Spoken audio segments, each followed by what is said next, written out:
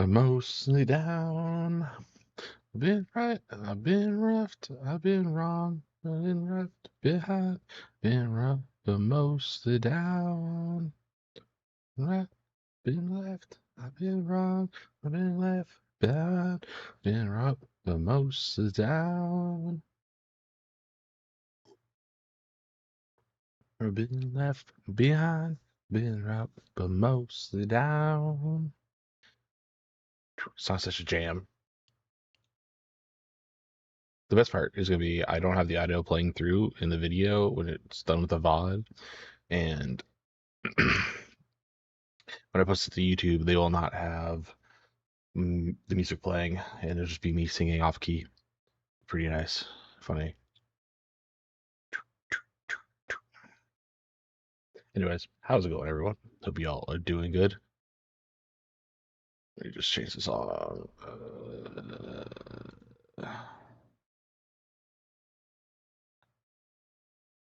There you go. Anyways, hope y'all are doing good. Hope it's been a good day for you. I hope you've had a pretty pleasant time overall. I've been I did a lot today. I went to a local hobby shop, chilled there for a little bit, talked to the owner. We're talking about Warhammer and stuff. I've been on a roll with it at the moment.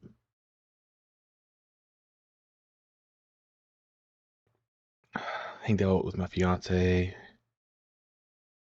Watched the new episode of Peacemaker, was pretty good. Watched the episode of Dan to Dan, also really good. I'm happy that the way more nerdy character is finally in the show. He's funny. They definitely did a good job introducing him, added some funnier scenes for him. It's been a funny time. Played a little bit of normal Hollow Knight. Silksong came out. I want to play through the first game. Um, I don't remember the first game very well. I remember watching people play it. I just don't remember it. Um, so I'm gonna play through that, not on stream, and then I'm also gonna play through Silksong eventually too. I don't plan on playing either one of those on stream because I don't like playing Metrovanias on stream. I'm not like it's not that I'm bad at them. I just don't care for playing them on stream. You know. 1 second. So I'm excited to get through that. Hang on. Been reading a lot of manga too recently. I've been trying to keep track. My phone's in the other area. I've been reading this one about a werewolf girl and a boy, and essentially the whole like world's like interacts with these thing called myth folk. Essentially, they finally acknowledge that the myth people exist, and the whole like it's a rom com. The whole like idea is that him and the werewolf girl are like you know the will they won't they's, but it's becoming more and more obvious that they're definitely gonna. So I'm excited. I'm also setting stuff with the Discord. I'm also setting up some new stuff in there. I'm gonna try to test it out for a little bit, see how it goes. I need to set it up for both the safe for some art for the two separate art uh, categories, as well as for my own like stuff too. That way I can like keep everything way neater and like slim down on the channels I have on my server. So should be a good time, good time. Uh, I got to partially set up as it is. So yeah, I might start moving stuff around later. Which reminds me, let me actually pull up my Discord link. And can I pin it here? Can I not fucking pin this for some god awful reason? I just feel like I can't pin my own shit for some reason. It only lets me like reply, and I don't know why. Can I not pin messages?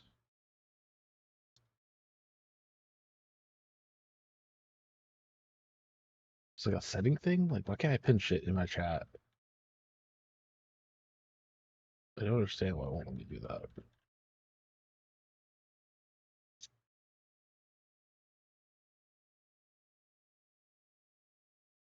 I don't understand.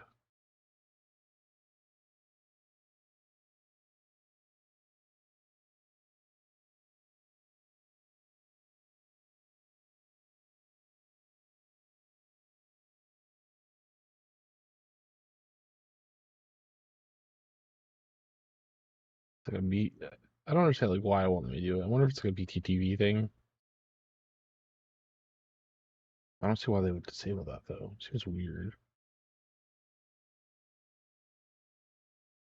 Like, can I not pin this? Oh, no, there it goes. What the fuck?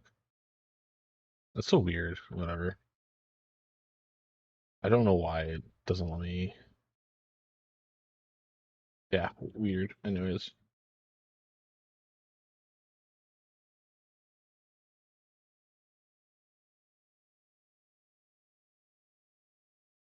Oh yeah, that's all set now. So strange. Anyways. Okay, let's get to the game. Also, the song bangs. I'm hearing that League of Legends is kind of like falling apart, which kind of sucks because I do like League of Legends to like a degree.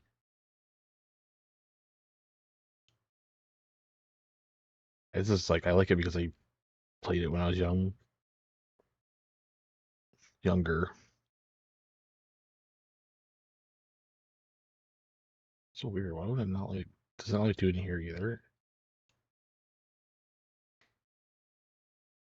Yeah, what the fuck, dude?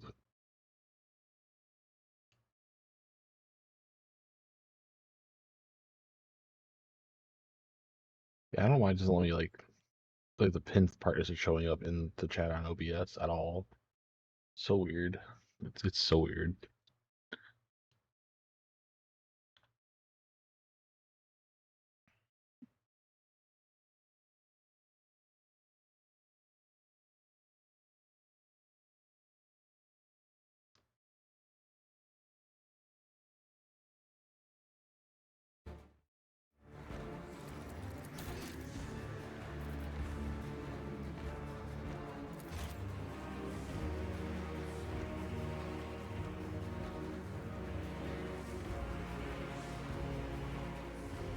I want another thing like this, but with mouse and keyboard and not just a controller.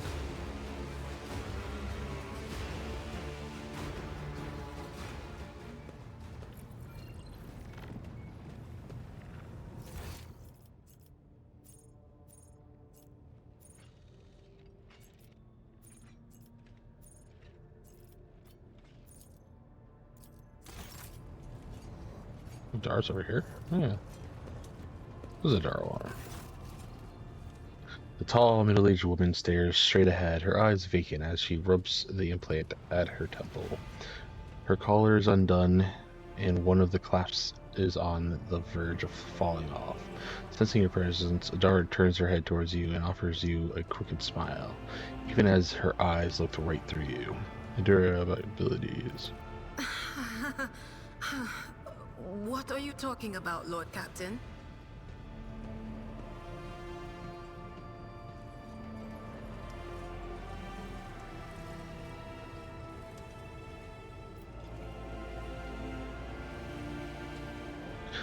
You are a Psyker. Psykers are only granted the right to live with the Emperor's blessing. Have you ever been to Terra? Look, Lady Theodora couldn't care less if some eggheads measured my brains or not. It's not about the seal on your forehead, get it? It's about what's in your gut, if it's rotten or not.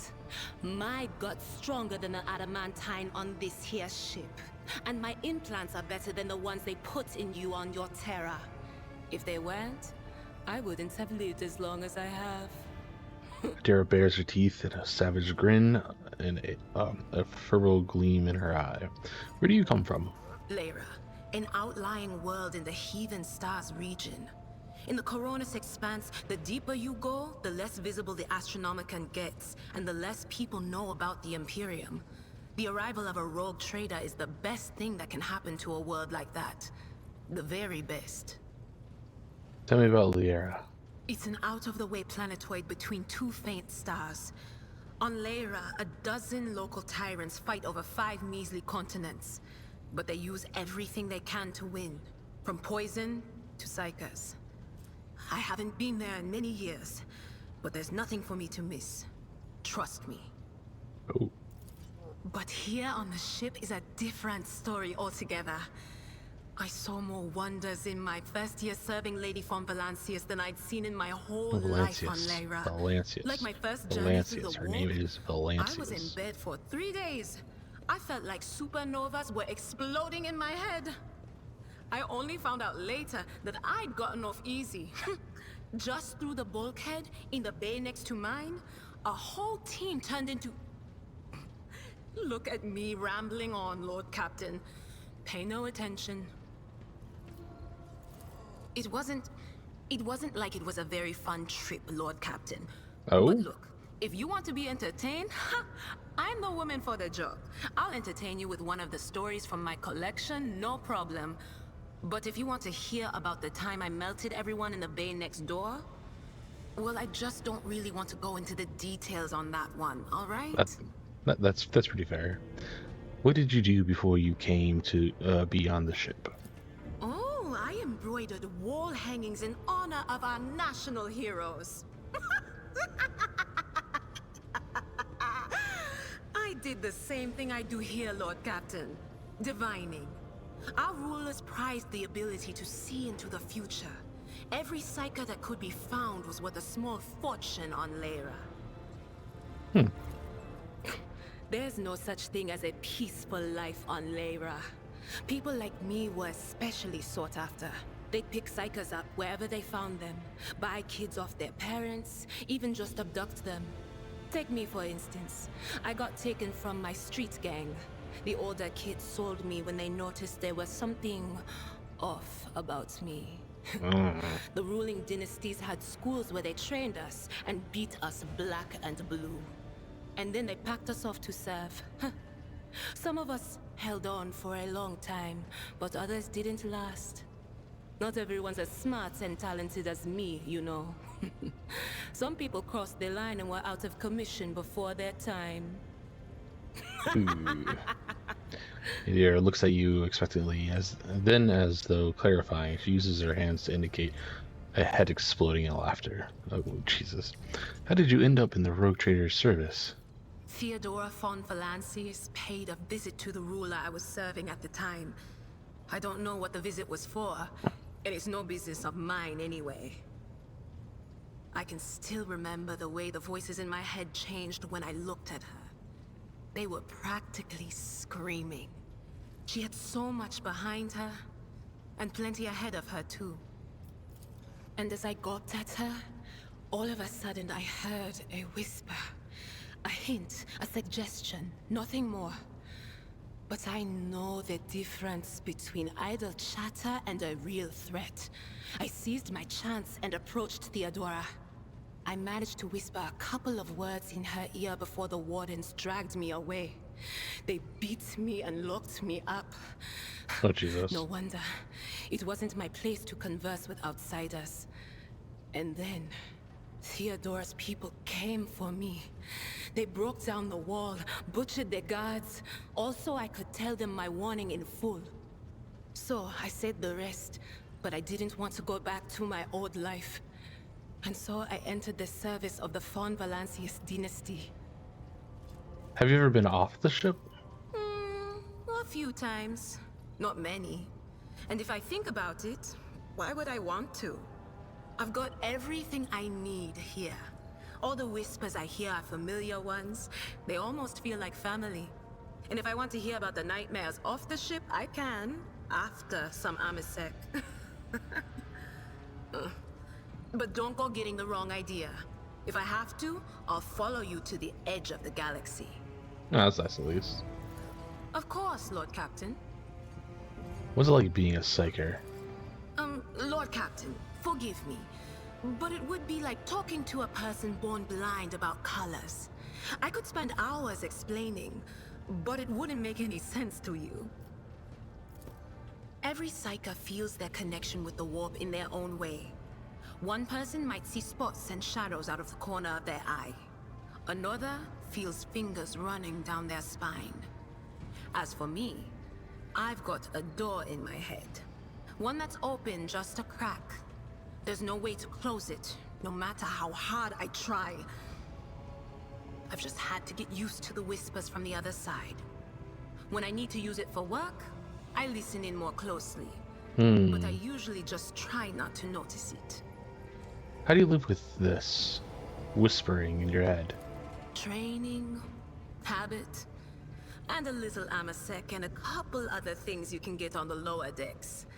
If you put all those together, it makes things bearable. Sometimes I even wonder if I'm imagining half the voices I hear. You know, when life on board gets a little boring. Better than listening to the living, anyhow. Fair enough. What would you do if the door burst open? Well, if the door opens, that means somebody's planning to come in, right? But screw them. They're not coming through. Trust me. I know how to keep my valuable head locked up tight. She says that like demons don't like have incredible power. Aren't you afraid of losing control? Only losers who are afraid of their own gift lose control. Or idiots who never figure out what they are before it's too late. Or little kids who want to play around with their shiny new toy.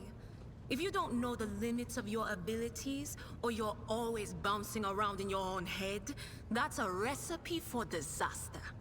Yeah. Can you see my future? Alright. Right That's here, what I'm here wrinkles. for after Oh, all. boom. So, I'm just going to lean on that door in my head a little more, prick up my ears, and listen to what the warp's got to say about you. If you'll allow it, I can listen right now. Sure. All right, let's hear what they're whispering about you. Adira laughs, rubs her hands together, and suddenly freezes with a vacant smile on her face, her head slightly tilted. You feel goosebumps appear on your skin, and your collar begins to waver ever so slightly, as if moved by a breeze from a half-open door. Among the blind men and false prophets, a red-robed sage seeks the answer to a question. He does not know that it is not the answer he must seek, but the question that will draw everything into focus. Will you help him, rogue trader? But mark that sometimes ignorance is sweeter than oblivion. Hmm. A chained hound chases after glimmers of the aurora, but sparks in the scent of oil confound his nose. A chain trails after him. What will happen if you pick it up? Will you become his mistress? Or merely another beast in the pack of his true lord? Hmm. The glow of dawn bursts forth from its prison. Dungeon walls cannot contain the dark essence wallowing in the dust. A naive cub pushes his nose into a familiar hand, one that holds death in twisted glass. Cherish it or cast it off as a burden. The sword of change has already been raised. What is one more life to it? I'm sorry, Lord Captain. The voices are going wild. I can't make out a thing. I'll try Oh. to rein them in, somehow. But for now... Okay. I like to hear your augury, Adiria. What waits for me in the future? All right, let's hear... Oh, I'm okay. sorry, Lord Captain. The voices are going wild. Did I you can't know make out a Theodora thing. von I Valancius tried. well? None of the officers knew the Lord Captain well. Not even Abelard, and she was always closer to him than anyone else. She told me from the off if I ever listened to anything in the warp about her without her permission, I'd be going out through the airlock. Oh, Jesus. I'm not an idiot, so I never stuck my nose where it didn't belong. Only when I was asked. Fair enough. It's hard to wrap my head around the fact that she's gone. Lady von Valancius gave me everything I have. She opened the stars to me and the paths between them. I still think I can hear her voice. Terrible. Things are strained between you and Argentina. Isn't that right? The little sister is afflicted with her own set of voices. Ones that whisper to her about corruption and heresy. The silly girl doesn't realize that if she wants to find the source, she needs to start by looking in her own head. Hmm. Got a new sword for me, Adira? You bet I do, Lord Captain. Okay, Oh boy. so we went to Here we go. footfall once. Well, I mean, Lord Captain Theodora went to footfall a lot. But on that occasion, she took me with her for some reason. My day had gotten Okay. off to a Let's bad let our story start. go. My head had been yammering since I woke up, but there was nothing else for it. I had to go. We arrive at the place, and what a place! All the gentlemen and ladies dressed to kill, showing off their encrusted implants, all clustered around little tables. Well, turned out it was a gaming den. And not just any gaming Oh, den, but one run by somebody with deep pockets for people with just as much cash to splash. You should have seen it. People gambling away planets in a game of regicide. Anyway, so the Lord Captain wanted me to help her beat some guy. So I tell her, the chips won't land in your favor. You'll get a bad hand. Don't sit down at that table, your ladyship. But did she listen? Of course she didn't. If there's one thing she never lacked, it's stubbornness. F. Nice. So they sat down and the cards were dealt. I'm hovering around like I'm not involved, but I'm keeping my eye on things. And everything in my head keeps getting louder and louder. Anyway, it's a good thing I realized in time that my mind wasn't going haywire over a losing hand, but something else. I Uh-oh. made some excuse to drag the Lord Captain up from the table and took her away from that place. And a few minutes later, the room where we'd been, it turned out some wise guy had the same bright idea to bring a pet psyker along with him. One of those ones who just scuttle around in Footfall's underbelly. And the psyker Uh-oh. just freaked out, Oh, I Jesus. guess. After all the commotion, people went to see what happened in the room. And they'd all gone for each other's throats. Literally. With teeth. And I think they completely detached that asteroid from Footfall and pushed it off into open space so it would head off toward the local star. Jesus. That's crazy. Smart play to get the fuck out of there. Of course. Always at your service. Whenever you need me. Nice. Cool. Cool. Okay, what's over here? What we got?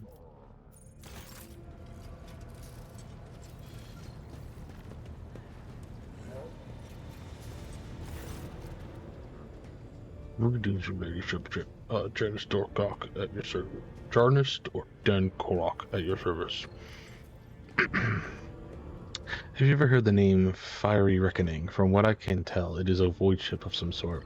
There was some mention of it in one of Theodora's documents I found. Jarvis thinks for a moment, pursing his lips in concentration. I'm afraid it is not immediately familiar to me, your ladyship. Please allow me a moment. He starts rapidly tapping on the screen of his datapad slate. I see. House von Valancius did indeed sign a contract with the owners of a vessel with the designation Fiery Reckoning.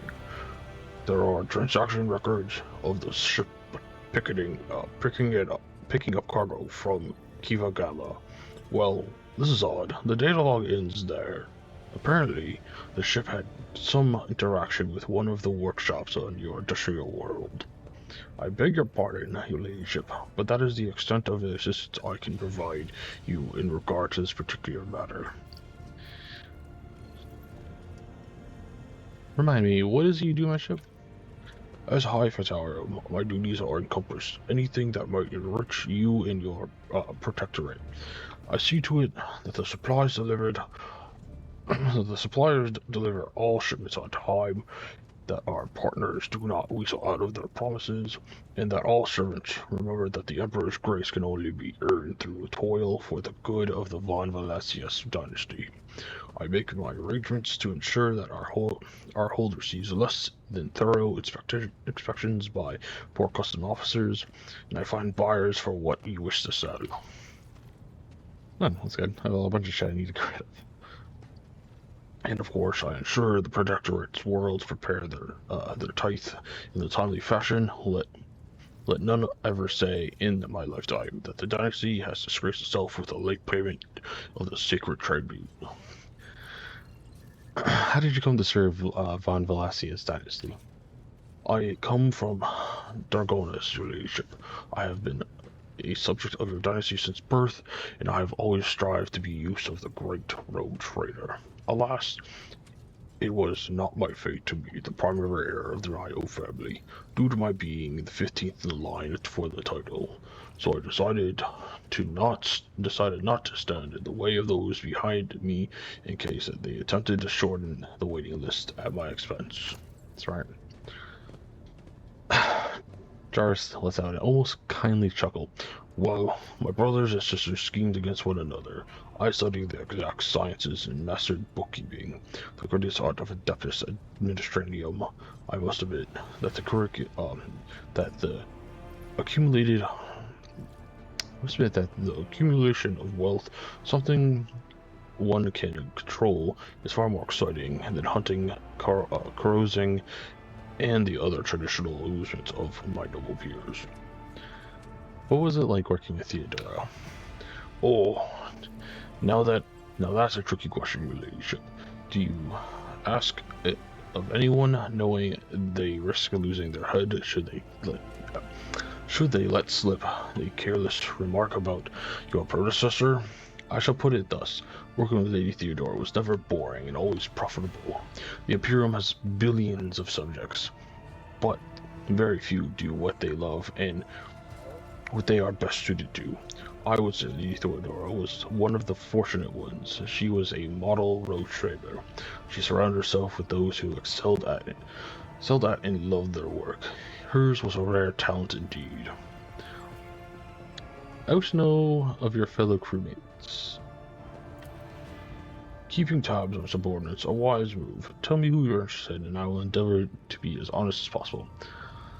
Tell me what you think of Seneschal Albert Wernesine. Lady Theodore managed to do what even the Imperial Navy could not do. Teach Master Wernesine to carry out orders that he fundamentally disagrees with. I do not know what method she used, but the result is impressive. Having said that, there is something else you need to know. Lord Captain, your Seneschal is capable of being something far greater than a mere conduit for your will.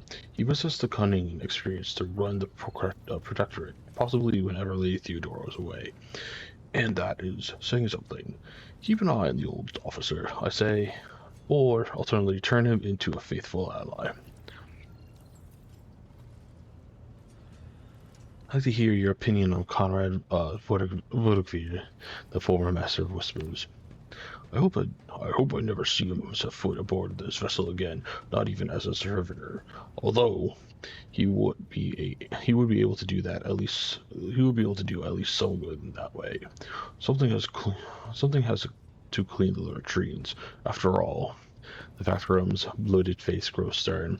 He gave us quite a fright on the ill-fated day, Lord Captain, and still, to speak candidly, I never enjoyed Master Vodavir's company, but I believed him to be a man who knew how to do his job. Rightfully, I was mistaken. It turned out Conrad lacked the most important quality of Master of Whispers, unwavering loyalty to the road trader, and his falling came to light in the most deplorable manner. What do you have to say about Voxmaster Vidrus Tolman? Ah, yes, the Voidboard. You know, in my family, we use such creatures as quarry whenever we want hunting. Mutants are the bane of humanity, an unseen tumor that threatens to end us all. But I digress. In the brief time Tolman has spent in the post as Voxmaster, I have not noticed any significant flaws in her character or anything that would make me question her professional qualities. Needless to say, she is quite a very diligent and are, as it is, a Voidborn seeking to earn their Mess's affection. I believe you can trust in her skills and loyalty. We should discuss something else. As you say, Lord Ladyship. I want to know more about the people who buy our plunder. Of course, Lord Captain. Who interests you exactly? What most often deals with the followers of Saint Durus, the explorers, the Calbasia mission, or the Emperor? Forgive us. The Fellowship of the Void. What do the followers of Saint Drusius acquire from us? The Drusians still hope to bring Horus expansion to the warm embrace of the faith, just as the flock hopes to receive the aid of the Drusian missionaries. Each crate of food shipment, or of clothes, or a box of medicine marked with your seal is a sign the trader herself believes in the sect's future success. Reverend Hieronymus is the first among the Drusians, and is often seen in Fafal's Grand Auditorium, a gloomy fellow, but some almost believe him to be a saint. Tell me more about the explorators.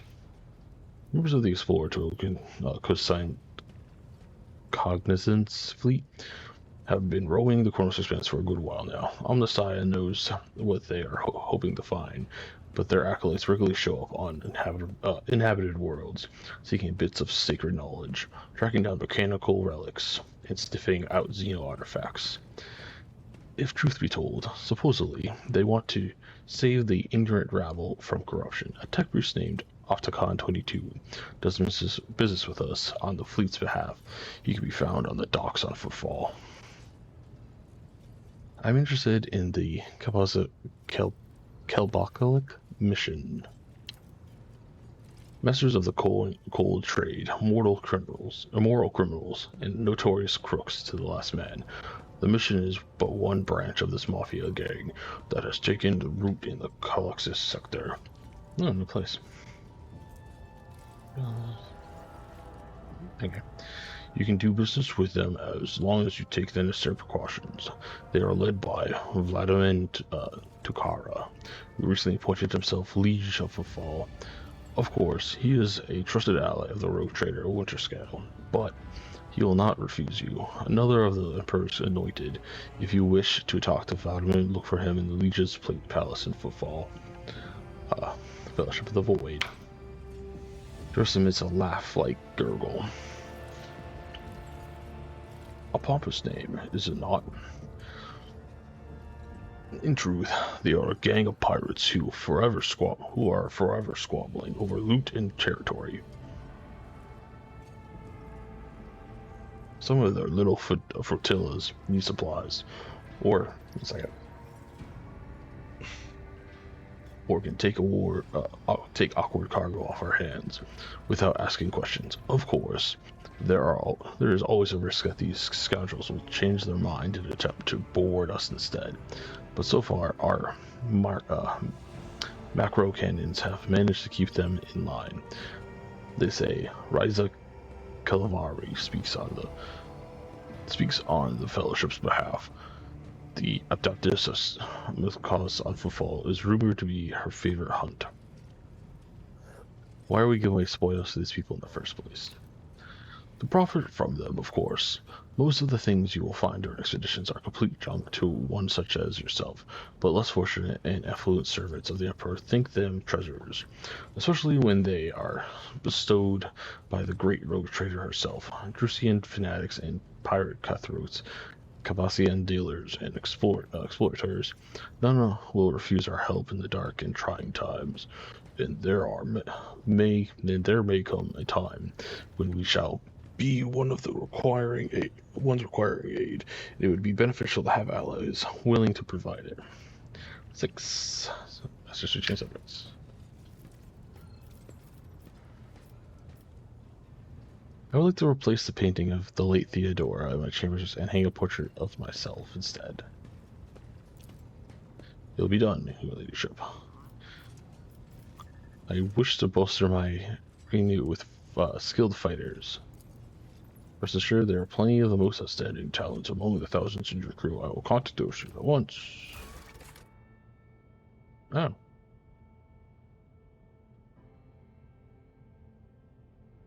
That's pretty cool. So I can make like a character up.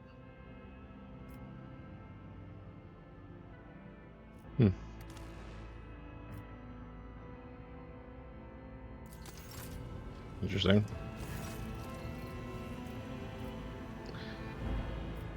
My routine are in need of training. Ah, okay. No questions. I shall return to later. Anyways. Who else is in here? Boxmaster.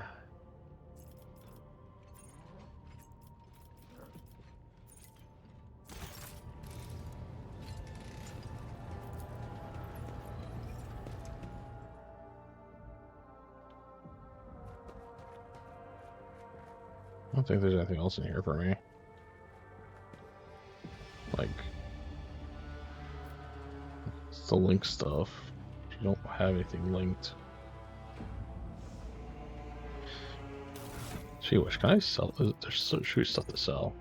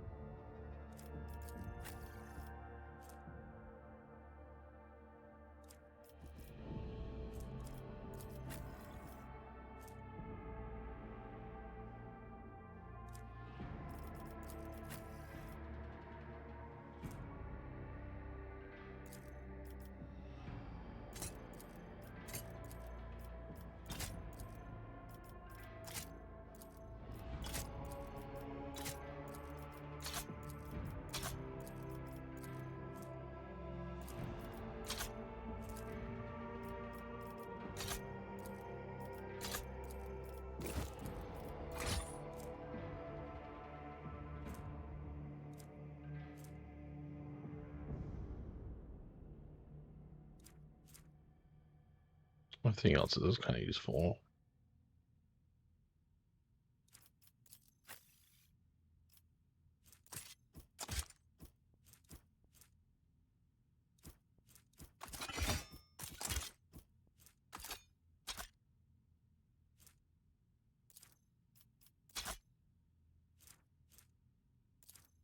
Got another one of those? Crazy.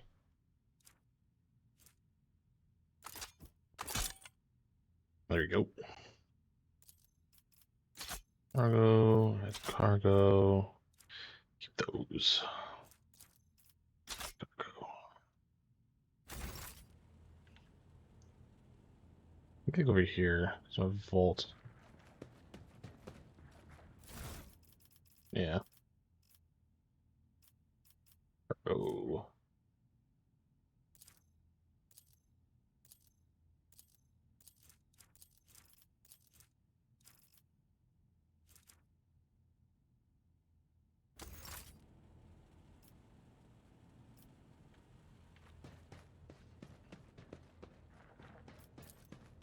Okay.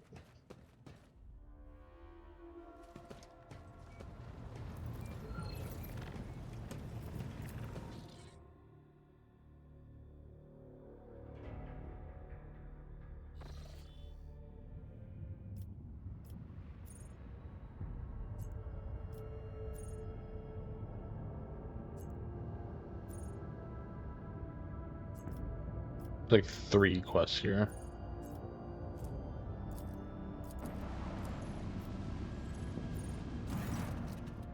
Lord Captain, there's some commotion in the officer's deck. The Lady Navigator has left her quarters and is currently in the wardroom, where uninitiated crew members are shunning her in terror. Perhaps you should go find out what is broadcasting out to the deck. Aw. But she's so adorable.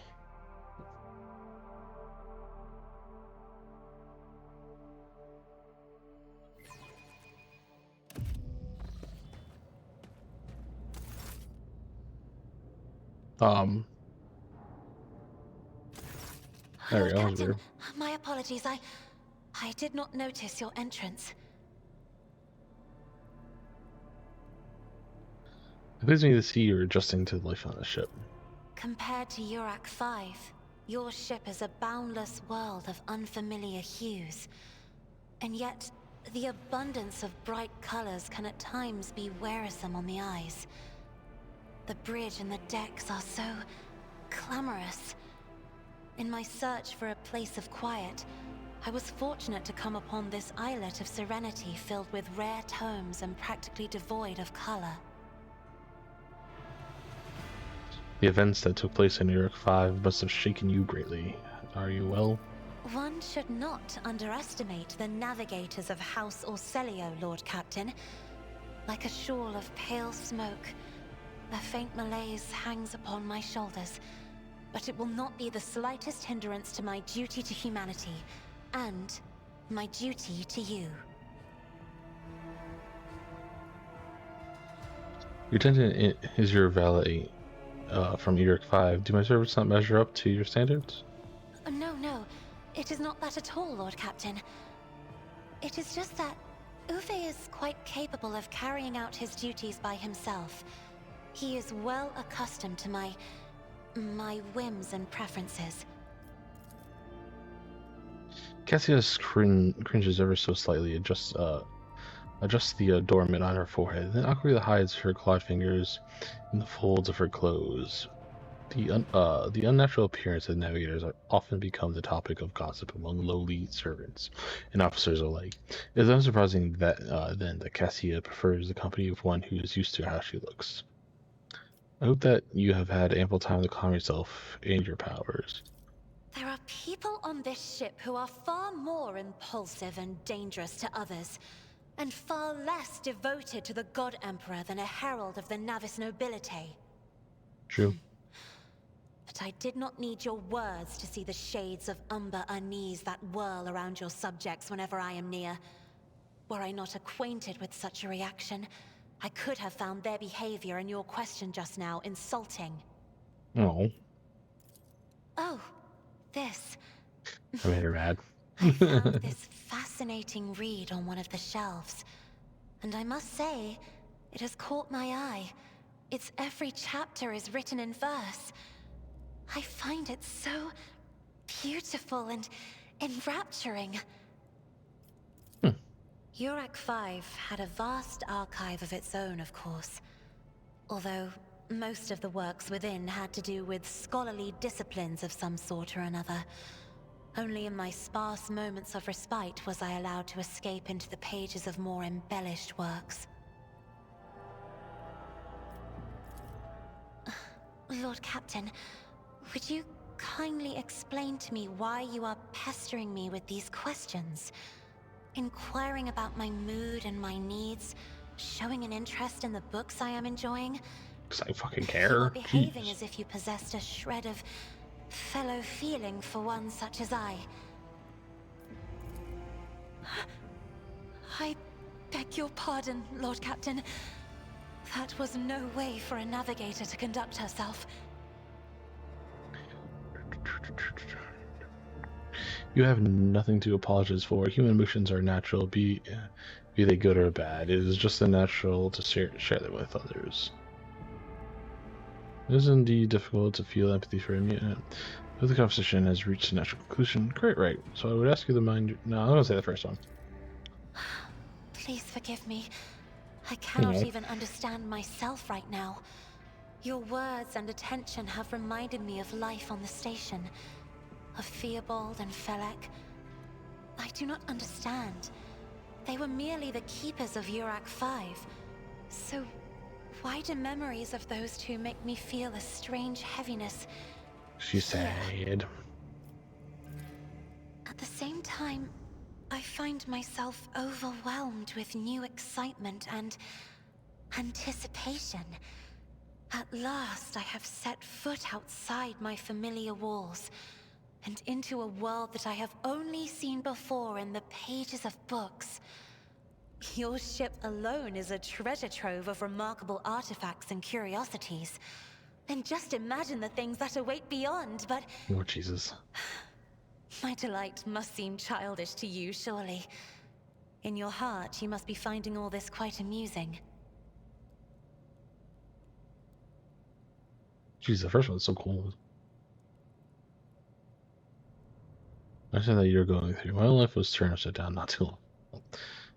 I'm not just a habit of finding amusement at the expense of my people. Just remember to keep your emotions checked. 2. Indeed. I did Yeah. not know. That is to say, I could not have known, as it is the first time we are speaking in a circumstance so private. True. My word, when I found this place, it was so full of officers. Why did they all leave?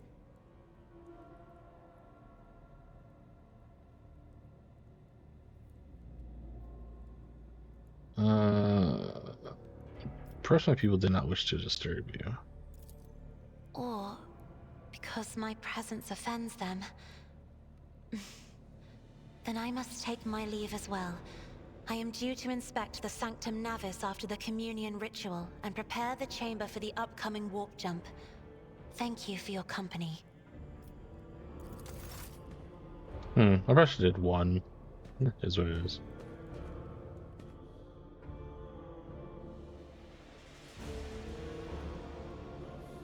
Oh.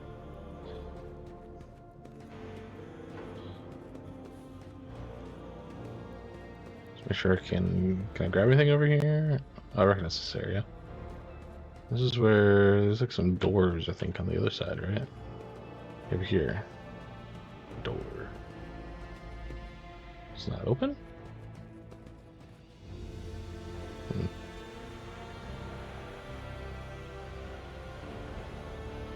Okay, well, whatever.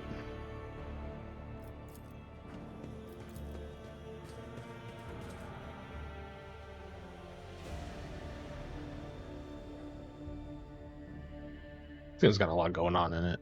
Gotta keep track of everything that's happening.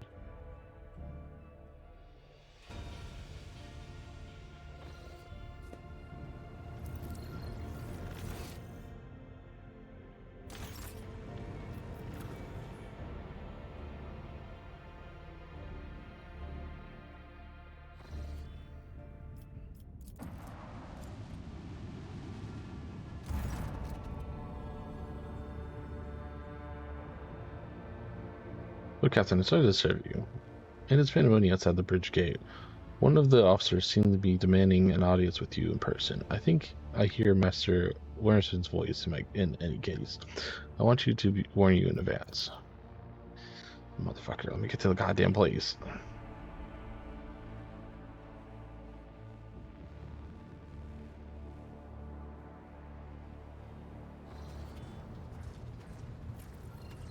Okay.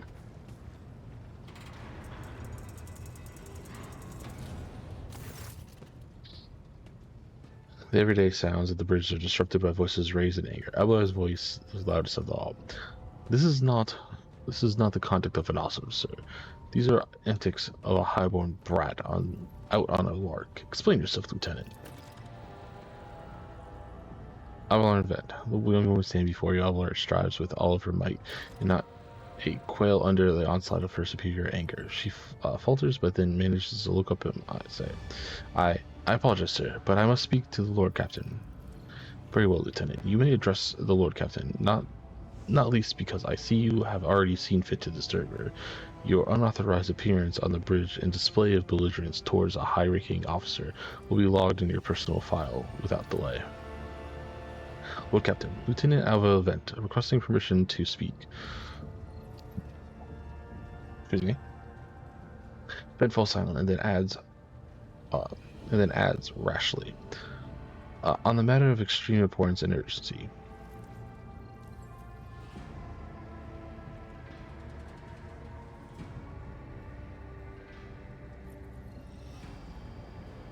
You may speak, but I want to hear a report, not a shouting match having two officers bickering in full view of the bridge is unacceptable. I'm very sorry, Lord Captain. I thought that the drastic times called for drastic measures. This matter cannot wait. Any minute now, an assault unit will be dispatched to the lower decks in order to crush the workers' strike by any means necessary. But I am convinced that that this ship is unwarranted, and that the crisis itself was provoked by the actions of one of the senior officers. Bent is almost trembling with tension as she delivers her speech, and her face is extremely pale. Albert is in no hurry to intervene, lets out a skeptical huff. He glances at the sour Beck, who is standing not far from him, but she maintains a stony expression. Lord Captain, I urge you to investigate the actions of Seneschal Worstein and intervene in what's happening in the lower decks, because very soon we will have a mutiny or a massacre on our hands. There's an insurrection in the making about my ship, and no one has informed me. I would not deem it a problem worthy of a rogue trader's intention. The lower decks, as so happens, are in revolt. 30-something years ago, we even had a revolution revolutionary leader rise up who dare to establish workers' rule across the entire ship. It took months to restore order, but even 8 years later, we are still battling rumors that the hero had survived his execution and was on the verge of gathering people to fight against tyranny once more. About scoffs. Needless to say, the rumors were baseless. As for the current situation, we have sufficient enforcers to deal with it. But on the ship, the Lord of the Lord Captain carries more weight than a servo from 100 bolters. I'm sure that if the rogue trader addresses the malcontents directly, she will quell their unrest. I dread to think what problem you will disturb the rogue trader with next. Perhaps you will ask the Lord Captain to break up brawls in the mess room.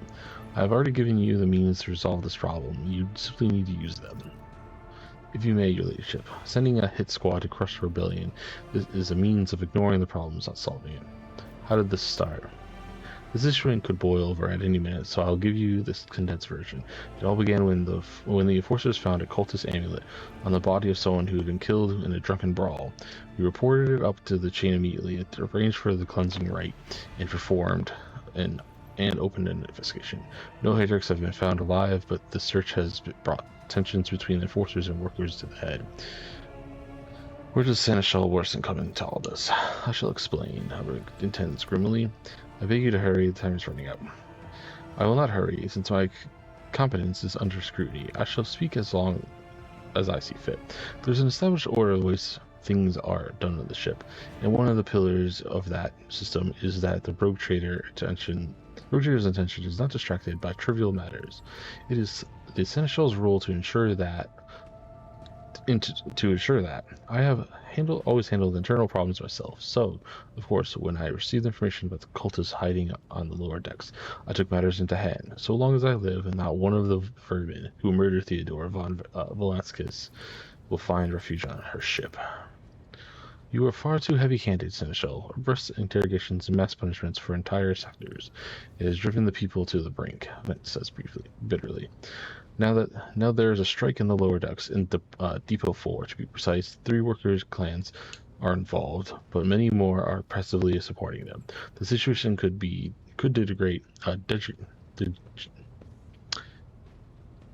degenerate into all-out insurrection. But when I reported my concerns, the only response I received was an order to dispatch an assault unit and crush the strike with maximum force. Abelard, what do you have to say to all this? I see no need to add anything. I acted with the remnant of my authority, guided exclusively by the best interests of your protectorate and your personal safety. If you wish to confirm the exactitude of my actions yourself, I have no objections. For my part, I urge the Lord Captain to go down to the lower decks and stop the assault and speak directly to the people. He will see that they are not lying or harboring heretics. That way, you will stop the uprising before it begins. What is Depot 4? Depot 4 is one of the poorest sectors in the lower decks. It is home to clans of general laborers. They are not as valuable to the ship as the families who have served its specialized systems for generations. They are easily replaceable resource, and one which is now more besides giving scurrier to cultists and minions of the archenemy. Depot 4 is poor and troubled, but at worst it means the drunken fights and illegal rock brewing. We have handled the workers of Depot 4 in the past. We would have done it so again if the crackdown of Department 4 hadn't been so harsh. And another important point to bear in mind, the problem is not limited to this sector. It is located in one of the most populated lower decks, and everything that happens there has a knock-on effect on all neighboring sectors. Messer Arms, the ship's enforcers, report to you, and yet you seem hesitant to provide your own perspective. Lord Captain, unlike Lieutenant Vent, I respect the chain of command. And who the fuck is this guy? Okay, I respect the chain of command. That is not within my right to challenge my superiors. Starbuck bows her head What's metal? Serpent bows her head in Albert's direction. However, a moment later, a serpentine smile appears on her lips. That being said, while I have entirely shared Master Orson's opinion on the fate of this Demon Fort deserves, I must note that this insubordination is a direct consequence of practices that he himself has introduced.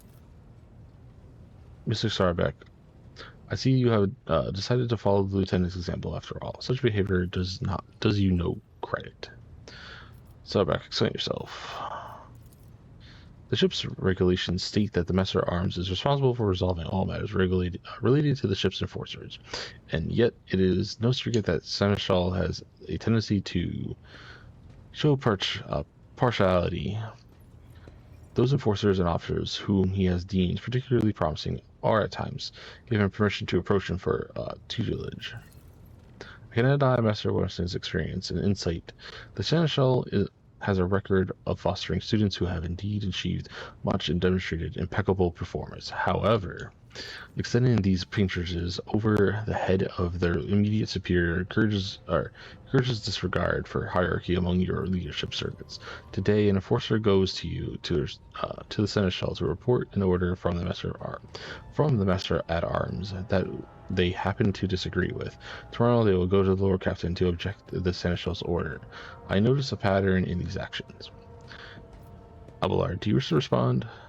Mr. Sobeck, can you recall the occasion where I would encourage an officer to disobey their superior, or where I would overrule their order, or show favoritism to those who merited none? None, Seneschal, for there have been no such cases in the entire time I have served aboard the ship. If anyone were to claim otherwise, I would have them pay for insulting your honor with blood. Your conduct in this regard have always been spotless. Nevertheless, given your eminent position, a simple show of attention to your part is enough to erode the propriety of junior officers, inflate their sense of self-importance, and undermine discipline. That you distinguish some of them and know them by name is tantamount to walking around the officer's deck handing out gifts to officers who have caught your eye. It fills those who you set apart with ambition and audacity, makes them stand out among the rest. Enforcers are meant to be faceless servants. Ooh, ad. Hand time. You're back.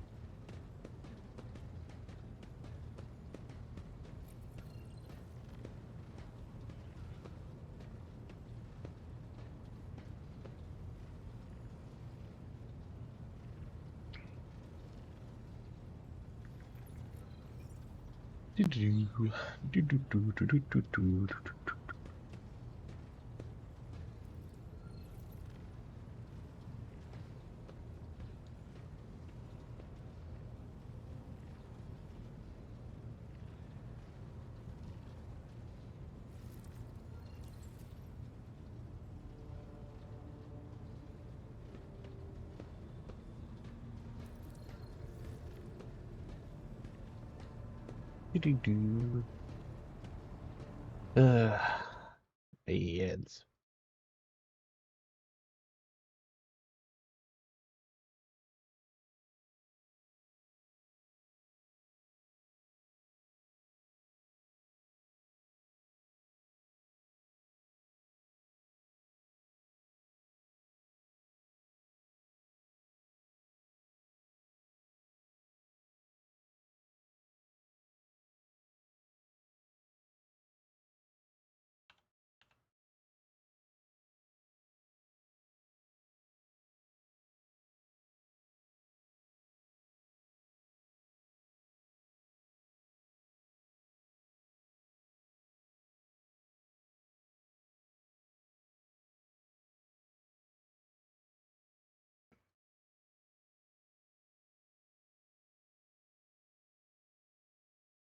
That's super fucking funny.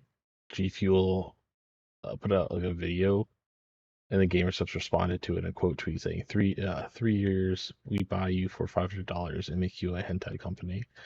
That's hysterical.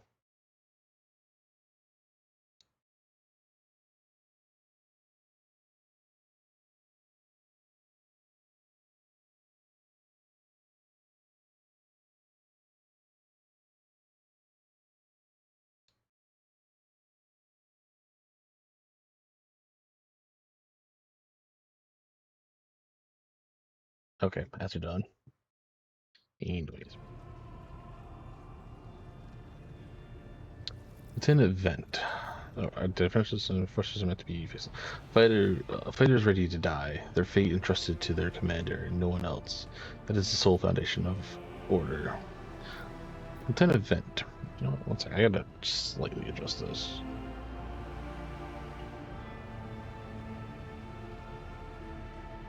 There we go. It's an event. Would you say Seneschal has singled you out from your peers in any way? Lord Captain, I swear Seneschal Warson has never granted me any privileges, never once advocated for me, nor facilitated my promotions, although he is the man who convinced me to become an officer in the first place. He has offered me an extensive guidance in my service, for which I am grateful to him. And while not all my fellows receive such attention, I know at least a dozen fine officers who the Seneschal keeps in his sights to ensure they continue to strive. To prepare a new generation of Dynasty's servants, to instruct them and separate those with potential from those who have exhausted it. That is the duty of Seneschal. This ship has bays worth of pilots, enforcers, officers, technicians, and stewards, whom I have raised personally. But the throne, every third person standing on the bridge right now, was my student at one point. Because I have unearthed an old squabble, I prefer to be left out. I see. Evidently, my officers are anything but shining examples of unity and adherence today. I have only myself to blame, I suppose.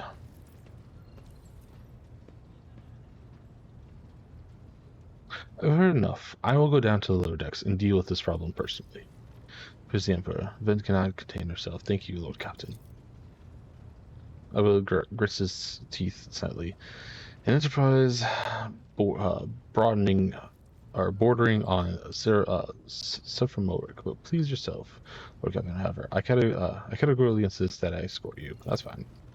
Lord Captain, I regret that the enforcers were unable to handle the situation, which led to your and the Seneschal's involvement. I consider it my duty to go to the Department for myself and see the expedient resolution of this incident. Okay, it's fine.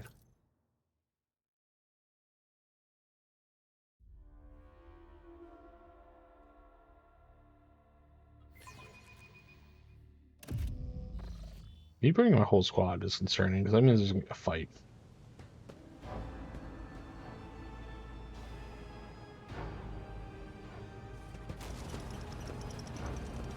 Greetings, Your Grace. Hey, it's Winston. Take that, scum. Take that, scum. And who's this? This is all your fault. We threw, like, stinky stuff at him, I assume. Owen reflexively wipes the sweat from his brow and sternly human gesture, and telling one. Every moment where he allows his age and wariness to show through his armor-like veneer of self-assurance. The lower decks are the source of endless problems. Sometimes I dearly regret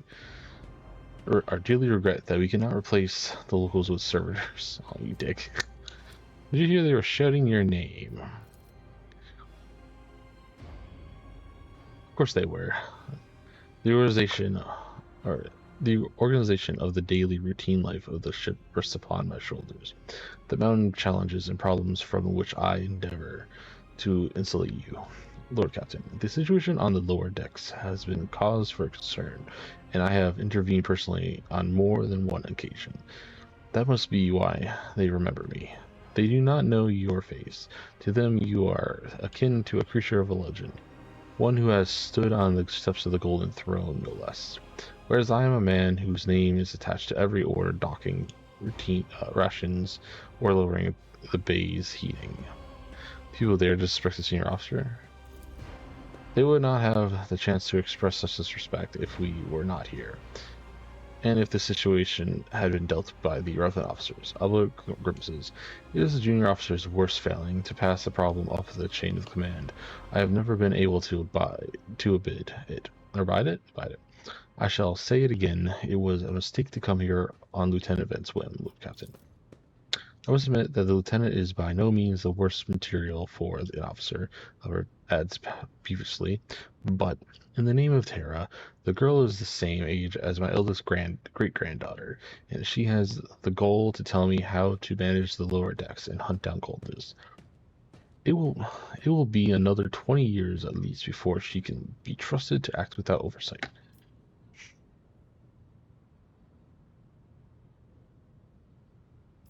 Let's keep moving. Something resembling a nest made out of thermal insulation material. This must be where workers sleep between shifts. It's clearly a bed, but whatever.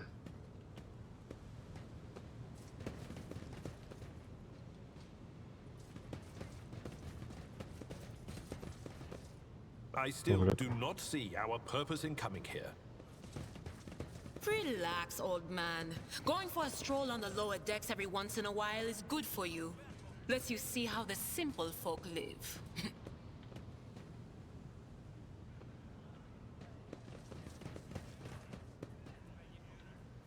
There's a path over this way. I don't know where it goes to.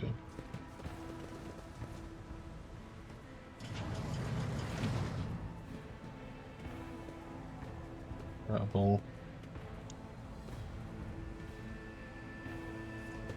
Attention to detail is the key to success.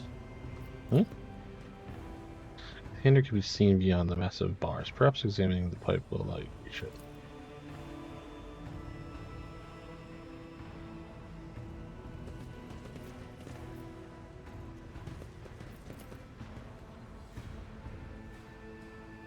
What do you mean? I'm literally doing that right now. I guide They humanity. say a little bit of humility never hurt anyone. I help others I better. fear to I tire of idleness. Let's move.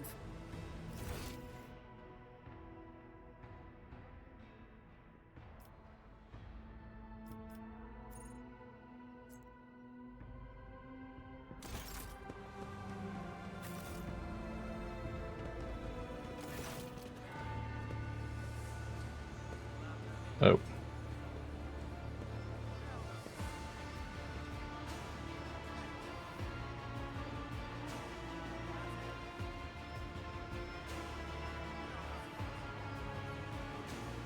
I see.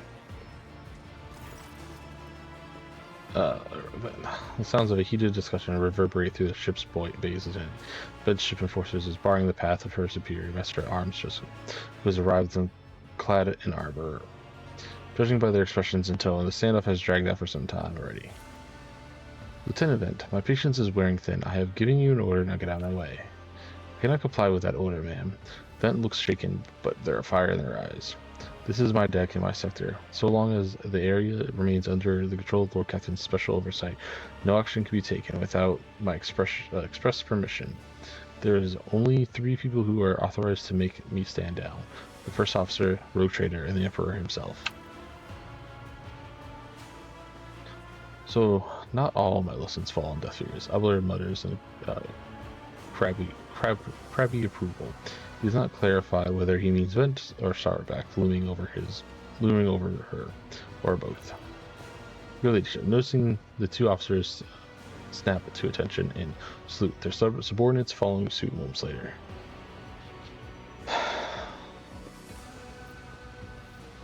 What is the situation? Your Ladyship, my people have locked down the bay where the strikers are, including their leaders. We have the situation under control as far as resources allow. Under control, Lieutenant. I came here to lead an investigation unit, and what did I see? The rabble is on the verge of mutiny. There's nothing to investigate. This simply calls for immediate repression and firing squads. And you, Vent, are to step away from facing charges yourself. Sorry.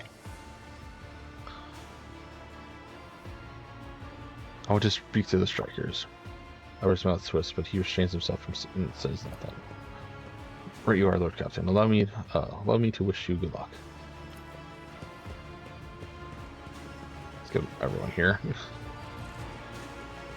Probably double back and get some stuff. Couldn't get into that. This is where I trigger that. I want to go over here. None shall stand in my way.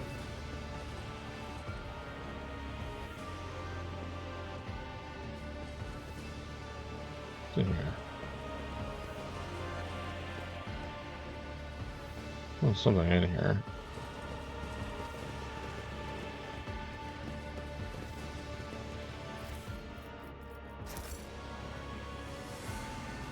I'm looting you. I'm gonna loot everything.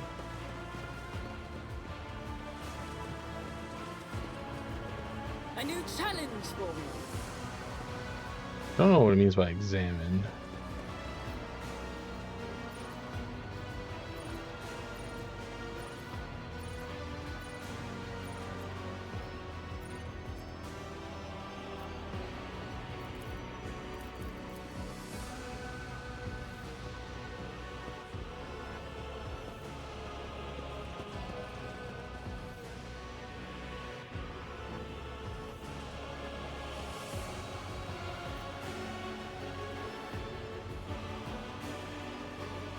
Victory awaits.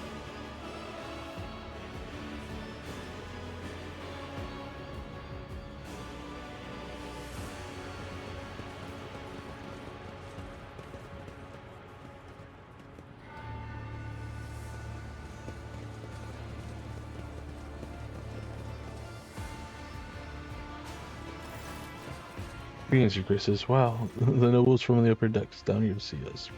A dozen pairs of eyes staring apprehensively at you. The people before you are typical inhabitants of the lower decks. You take their simple clothing, crude weapons, and faces that display varying levels of mutation, from barely discernible to the strange to the outright grotesque.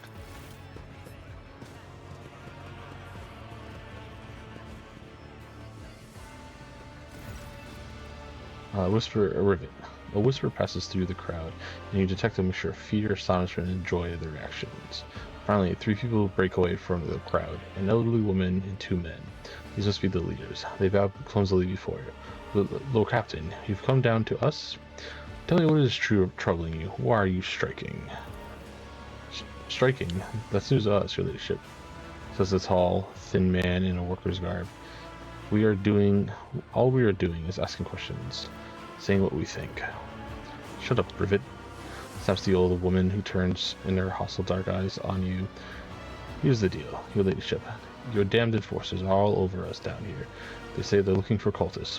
One wrong word, and they're reaching for their batons. And then if they want to punish someone, they turn off the heating to the whole bay for a week at a time. So he gets sick and freeze. In my clan, 2 little ones died from inflammation in the lungs, all because of those enforcers. The old woman spits on the floor and rubs at the spittle with her toe, the toe of her worn-out shoe.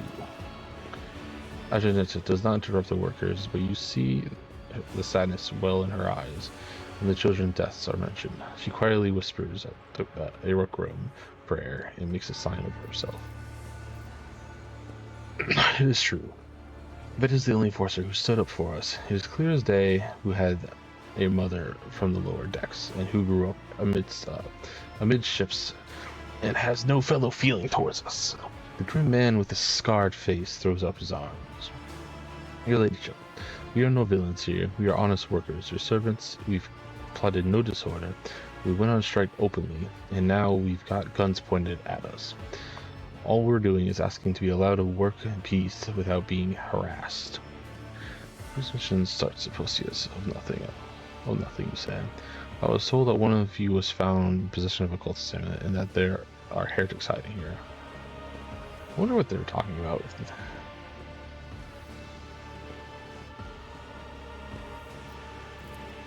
A cultist amulet? What's that? the Guga they found on the dead drunkard? If it was something evil or forbidden, we sure didn't know. The enforcers just said that they were looking for heretics among us. Anyone obstructing their investigation would be punished. But how could we be heretics here? We know our people. We know our own people. There have been no new faces around. Definitely not. And if there were, we'd be the first to report them. And as for the amulet, or whatever it was, they took it off a dead body. There are no cultists still breathing in our sector. That's for sure. But when the fights broke out, some enterprising folks looted their bodies. The boots they came back with. Nobody ever tread these Dexton boots so fine. I can tell you that. It seems to me that the cultists have been better commanders than us. Oh yeah, those boots were really fine, and there was no harm in taking them, right? As for the amulet, it must have been pocketed by someone who didn't know any better. We don't need any amulets around here. We all worship the Emperor, and we were working. And when we're working, we bow down before the machine spirits of the large and small transformers, and the servo motor. The same way my grandfather was taught 100 years ago by the tech priest who came calling lead us to leadership. We are a people of faith. Naive children, weren't you taught from an early age about the dangers of the archenemy's creations? Weren't you warned that any unfamiliar objects could be one of them? We were told, Holy Sister, but it was long ago, and the last time we saw a confessor in our sector, it was just after I had my third little one. That is regrettable, but you cannot lay the burden of leading a righteous life on the shoulders of the Holy Fathers. Who will you blame when the beasts crawl out from those amulets you stole from the heretics? The Holy Father who was not there, or the scavenger who brought the evil down on himself and his neighbors? Abelard, do you have anything to add?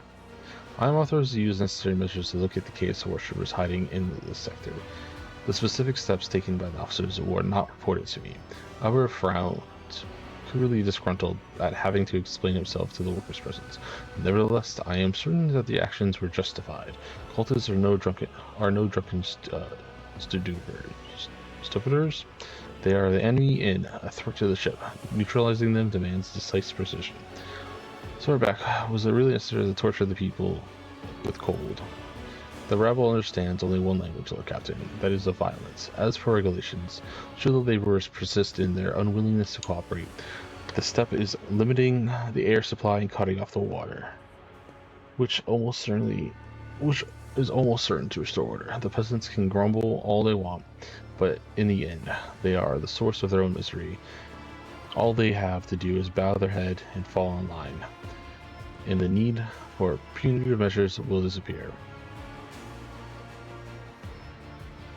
We were attacked on the way down here. How do you explain that? This is a shit for you. The people who have been pushed to their limits, and now they are lashing out. As if we don't know why these top tech units are being sent down here. Like that one there, that the lieutenant won't let pass. Our clans are all outside the bay that's been sealed off, but the lower decks are big. I'm sure there are some people who have had just about enough. We're getting it up from all sides. Soldiers have encircled the ones who have risen up. A death squad has just arrived, and it's no wonder folks are lashing out. The words seem sincere to you.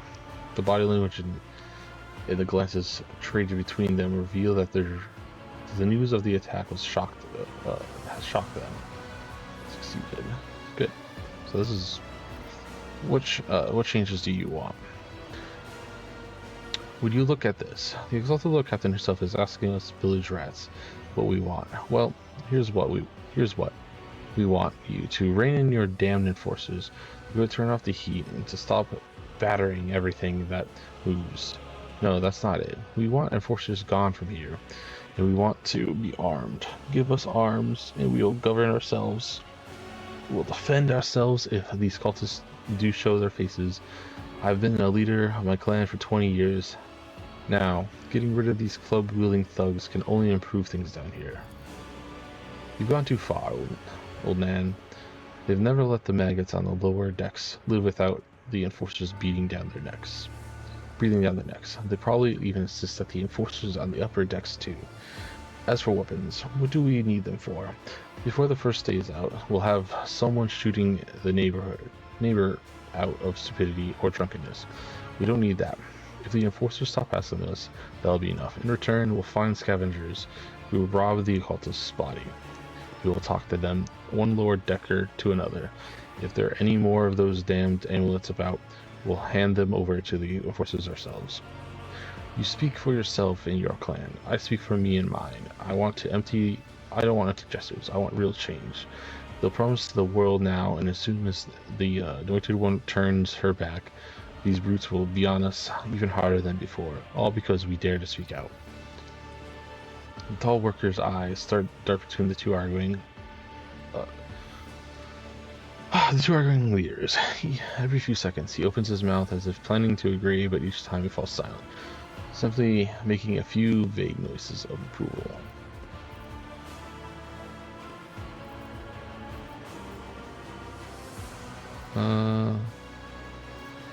Putting anarchy on the show. Let's see. Can I save? I can't save. Can I quick save? Maybe? Oh my god.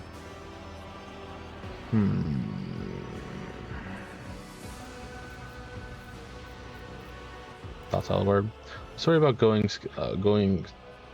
scavenging for boots and accidentally picking up a heretical amulet.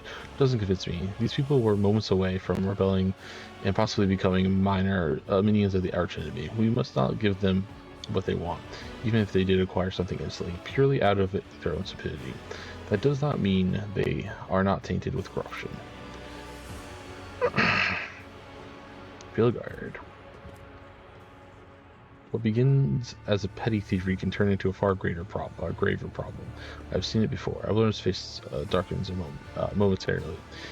In the Second War, there was a sergeant in the Imperial Guard regiment that was stationed nearby. The sergeant took an ordinary pocket knife from the body of a heretic, and his whole unit lost their lives for it. When they finally managed to break into the barracks, they found not a single survivor, only the pocket knife, which had grown through all the rows of the beds like a metal choking vine. So when it comes to scavengers, malcontents, strikers, or whatever they'll turn into next, my verdict is simple: give them no quarter. Arms, where do you stand? Give the rabble a grox, and they'll take an Argon world. Lord Captain, they only understand brute force, and will interpret any concession as a sign of weakness. Give them a weapon, and recalling the enforcers will be folly. It would only be a matter of time before we had a full-scale mutiny on our hands. Spreading anarchy on the ship is the first step towards embracing chaos. Putting weapons into untrained hands would be even worse. What's more, the enforcers are needed to maintain oversight and order. Withdraw those demands, and we will consider the rest.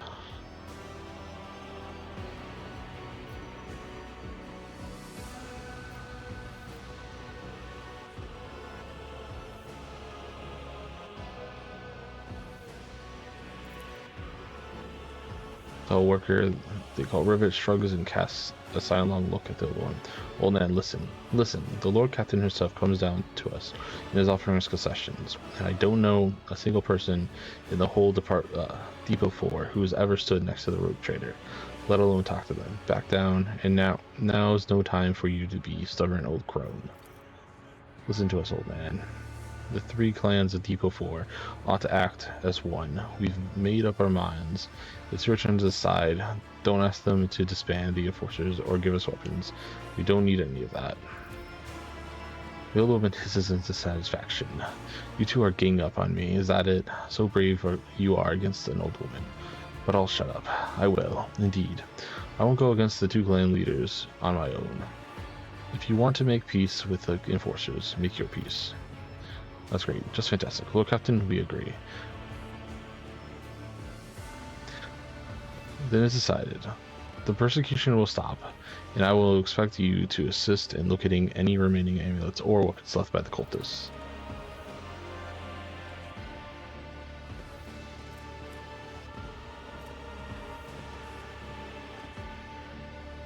Marcos. Relationship, thank you. You have not abandoned us lower deckers. You came yourself and settled everything. I'll tell my grandchildren about this. Of course, relationship. We will root any nasty business faster than the enforcers, and will leave no stone unturned. Nice. This is didn't see what that said. Whatever. There's a thing for a log though. Log.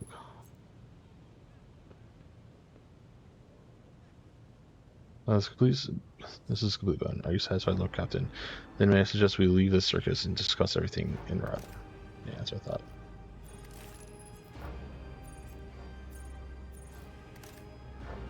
I won't tolerate. I want to search for stuff. So I'm gonna search for stuff first, since I'm down here. Something of interest. The premonition runs true. Okay.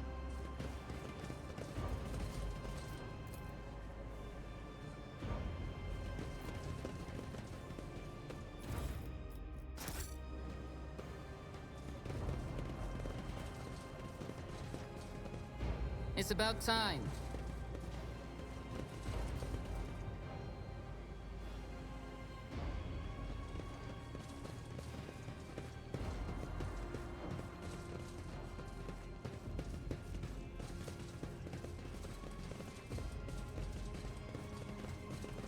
I want to know. Oh. Stopping unexpectedly. Albert purely dismisses the unit to stand at a distance. And addresses you with a companion saying, addresses you your other companion saying, I have an urgent matter to discuss with Lord Captain. Please give us a moment. Albert looks at you, and his last vestiges of restraint vanish. Well, are you pleased with your investigation, Lord Captain? You cow-toted the disloyal rabble. You believed their lies and showed them latency. Next time the ship is attacked by cultists, the rabble will welcome them with open arms and allow them to wreak whatever havoc they like, because they see you as a weak leader. Is that how you wish to see it?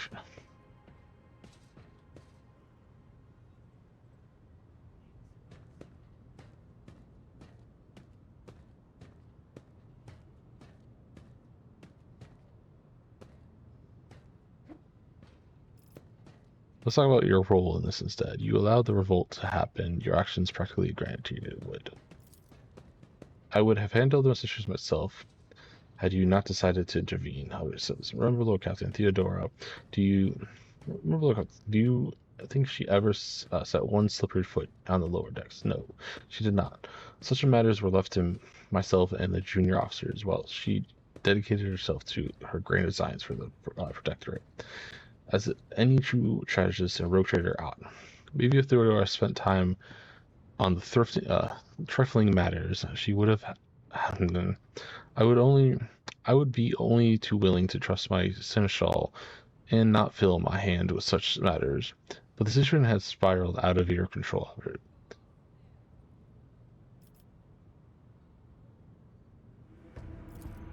Albert's face relaxes slightly. You're right. At least as concerns junior officers making complaints directly to you. And Albert stands straight at attention. I lost my temper, Lord Captain. I believe I ought to explain myself. Albert speaks slowly. The word is not coming easily to him. The prosperity of the Von Valicles. I keep fucking up this name. Valicles Protectorate is not just an empty phrase to me. I left the Imperial Navy for a chance to see it flourish. It was the most momentous decision in my life. Momentous, whatever. I did it because I saw the Lord Captain Theodora's deeds, the sign true greatness. Rogue traders do not simply forge new routes and capture worlds. They battery. Not for them. I had this on the treasure like all day. What the fuck? Oh. It's fine. Let's plug it all the way. There we go. I'm really confused for a second there, so I definitely have this plugged in.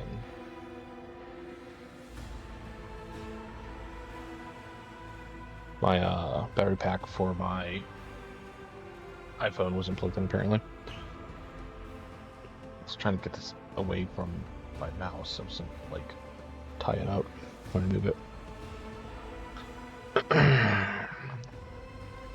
Flourish, the most momentous decision of my life. I did it because I saw in the Lord Captain Theodore's deeds the signs of true greatness. The rogue traders do not simply forge new routes, capture worlds. They create order out of anarchy. That creativity impulsive was entirely lacking during my time in the militant. So I left behind everything I had known, everything in my family had known. I come from a long line of officers, and I embarked upon this incredibly reckless venture. Lord Captain Theodore entrusted me with all the concerns she had no time for. She would go off on her flagship for long periods to distant frontiers on scouring voyages, and the advancement of the entire protectorate rested on my shoulders. And then suddenly everything had been built over the years and years began to quake, rattling like a flimsy hanger on a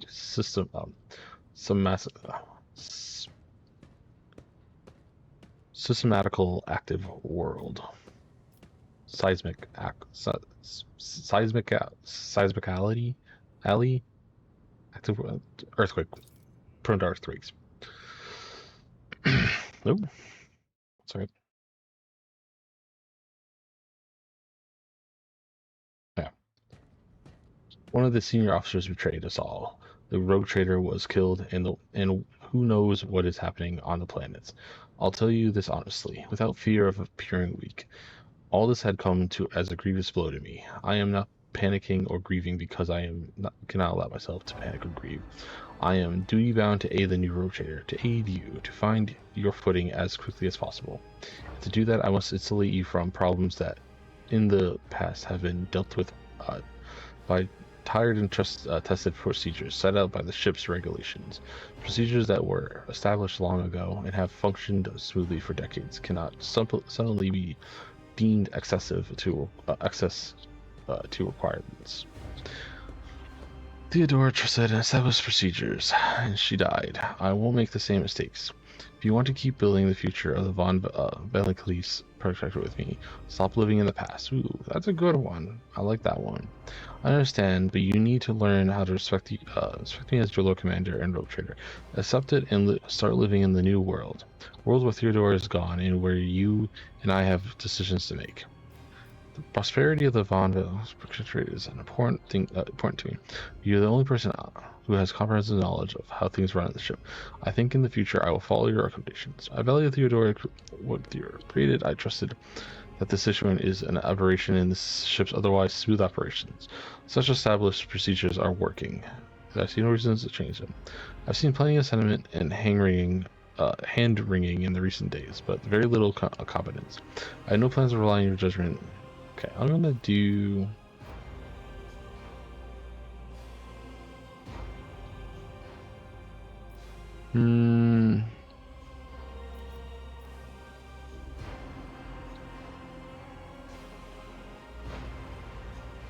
Either one or two. These two seem the best.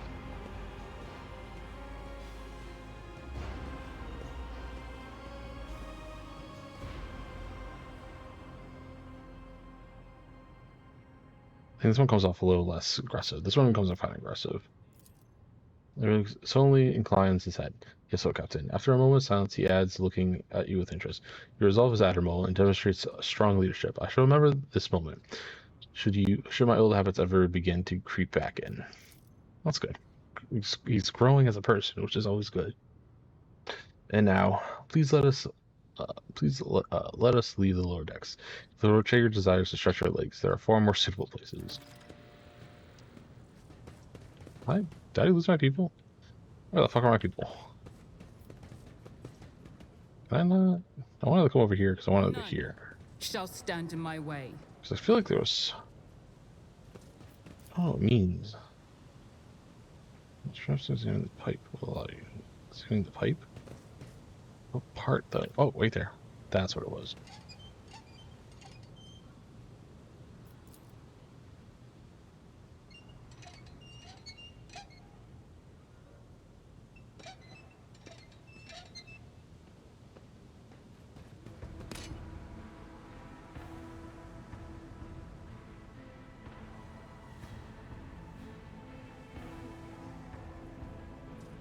Follow my lead.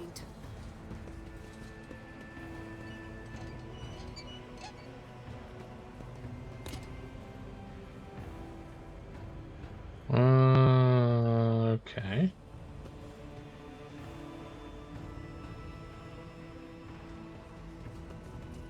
Now I gotta know.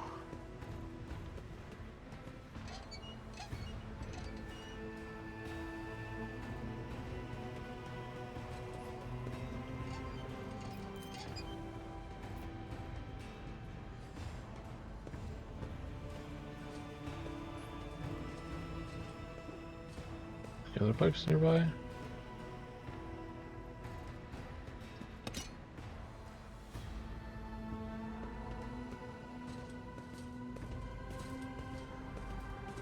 This is the Lord Captain going around turning knobs on pipes and shit. Victory awaits.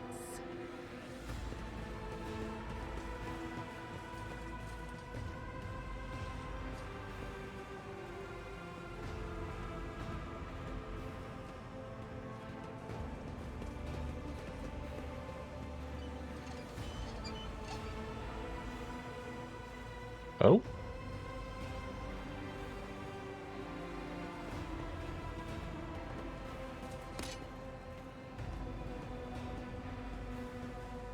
I'll Okay, lay so claim to the stars. that one went off. Okay.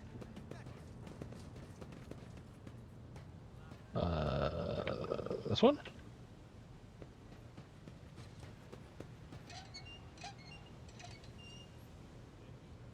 Okay, and this one?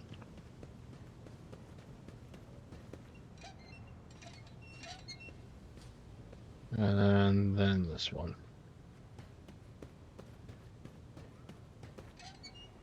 No. Okay, so I'm missing one other one?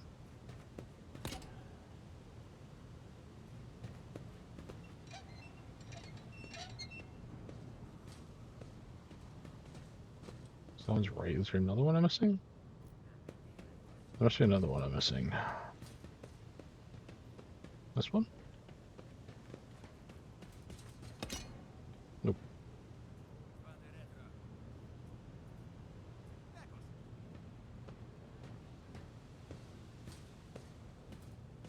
I won't tolerate weakness.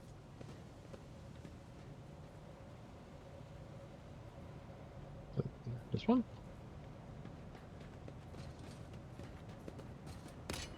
Nope.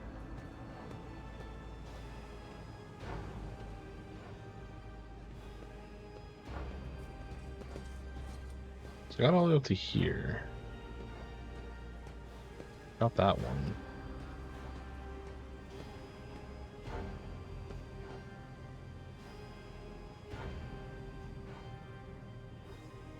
Is there another pipe I need to turn? Is it in here? Oh, it's in here. That's what it is.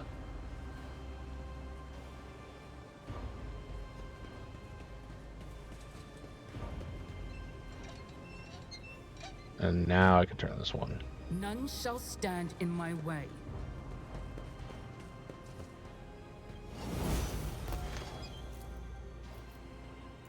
I did fine. Nice. That's 2 levels.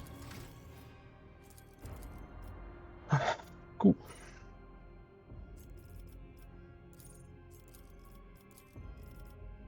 Let's do...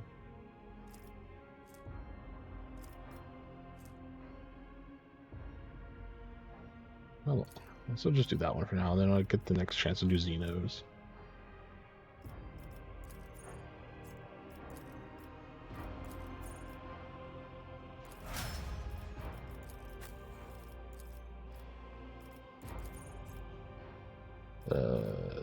Let's do toughness.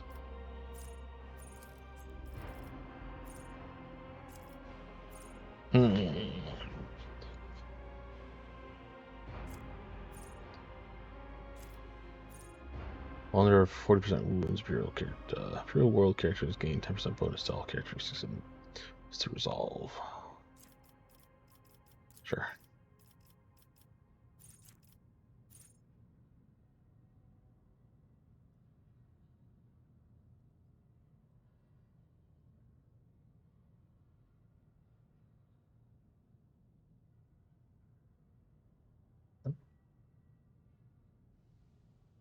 Dude, what the fuck?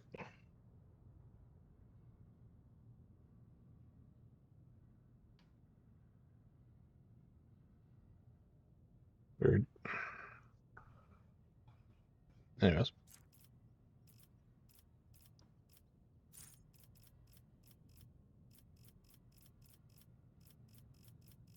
Hmm.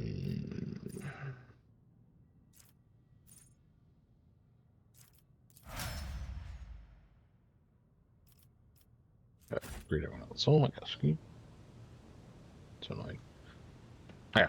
Solve that puzzle.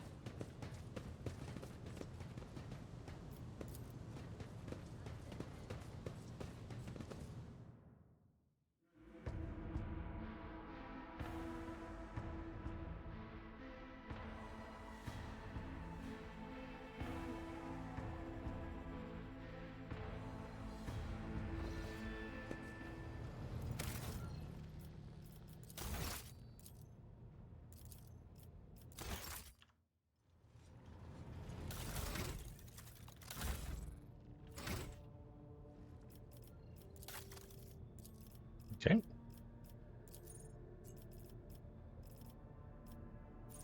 Hmm.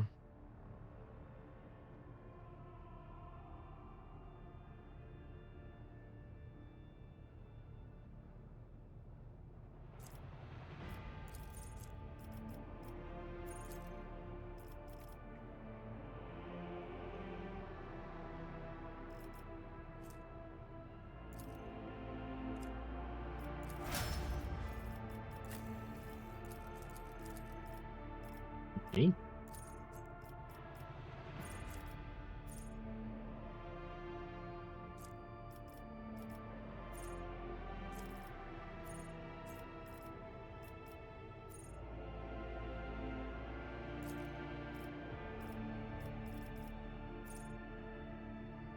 The devotee of their allies is not even affected. Or him is pretty for shot. Okay, plus what damage to shots. Okay, that's pretty cool. For projects, the gains 6% chance to ignore it. That's yeah. Making her like just a walking tank would be great.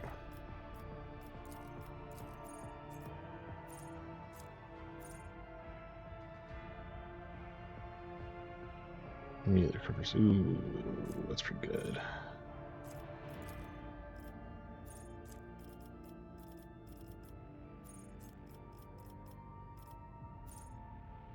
Use damage on the navigator, suffer percent damage. But I get she's a lot of shit, but I don't know like what would be best for her.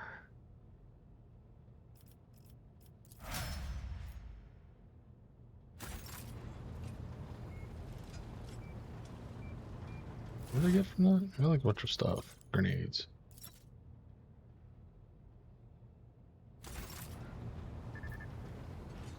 I should probably drop this in the cargo. Here. In my quarters, go to the cargo and drop all this. Although, I feel like it might be useful to have it on me. I'm gonna hold on to that stuff. Potentially could be useful. Okay, can I finally get to the goddamn planet?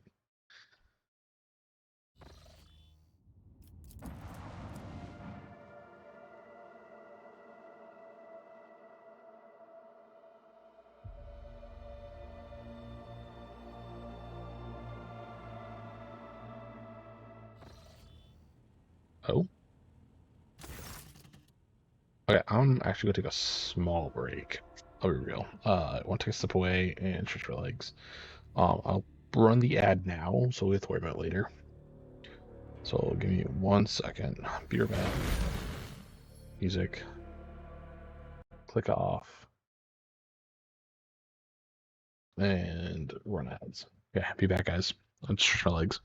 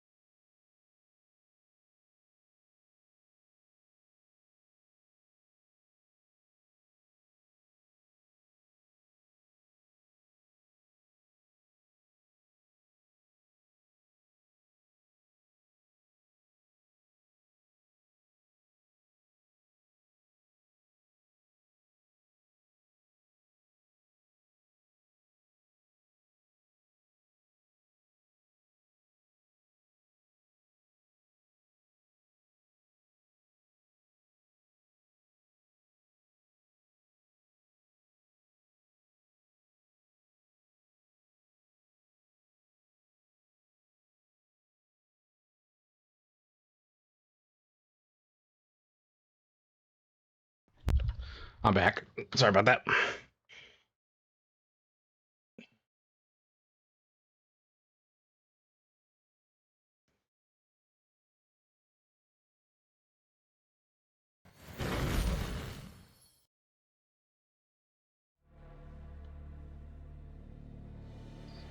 As the ship makes its way through the star system, a strange fatigue falls over you. Your eyelids grow heavy, and the quills you have been using to draw up yet another order falls from your hand. Oh? You raise your head with a start.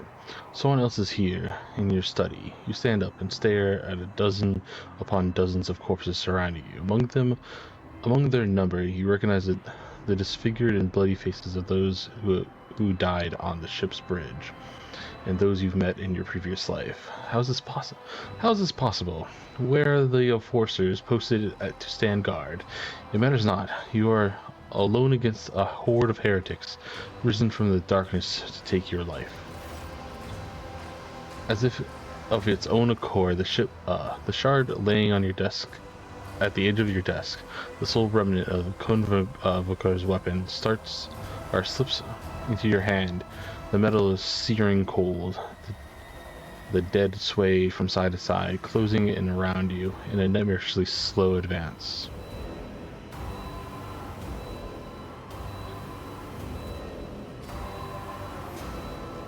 Kneel before the rogue trader, your lives belong to me.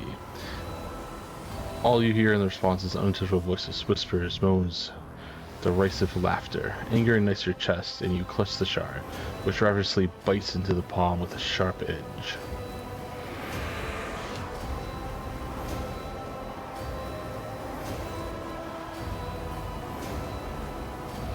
An unbearing bright light floods everything around, and you find yourself surrounded by groveling minions, their bodies shivering in your mere presence.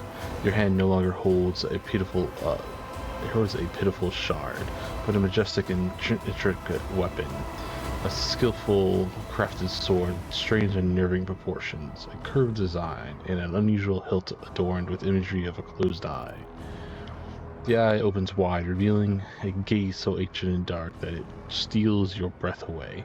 You have felt this gaze before, there on the bridge. The voice that appears in your mind confirms your guess. The tapestry is woven, the path is chosen, accept your fate, champion. I am the sword's master, not its servant. Remember that.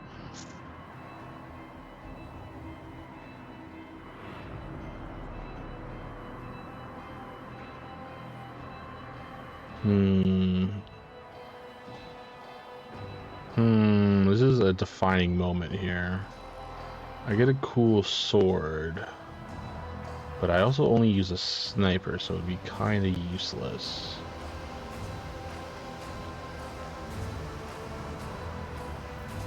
Throw the demon blade away. Never. Your body refuses to obey your mind. Your hand feels it as if it has become one with your hands, and the gaze of the demonic eye sets upon your very soul blaze. Resisting your fate is futile. The scream you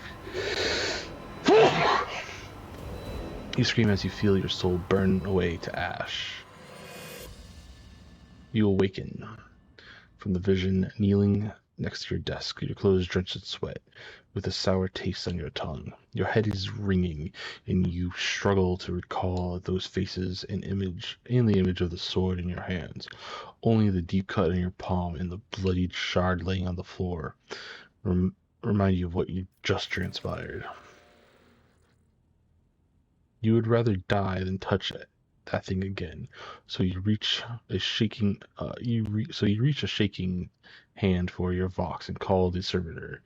Now you have to wait for the mindless automaton to arrive, pick up the cursed artifact, and head for the nearest airlock to be claimed by the void.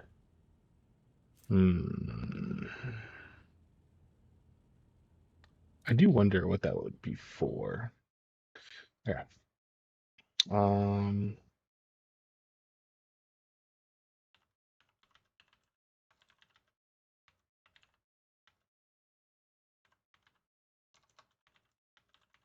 Pretty sure probably down the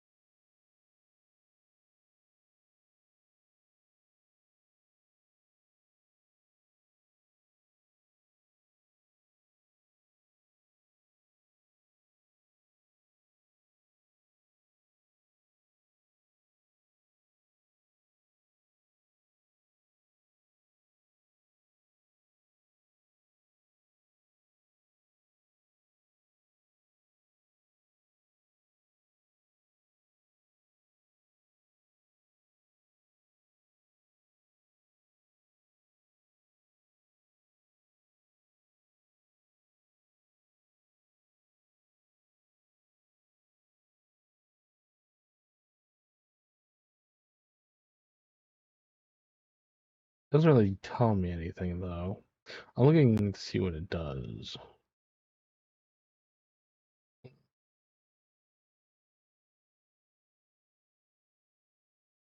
Yeah, it doesn't really. All I can see is the heretic choice. That's not what I'm looking for.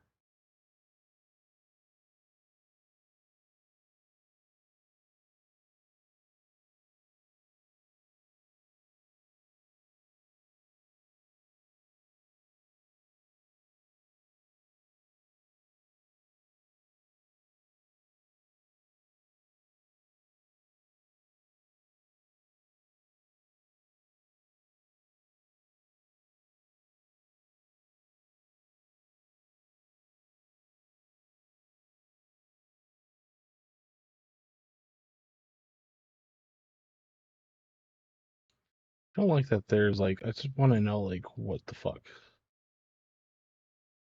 I hate this website, but whatever. So I know what would have happened if I chose the second option. Nothing here is giving me the answers I want. It's pissing me off.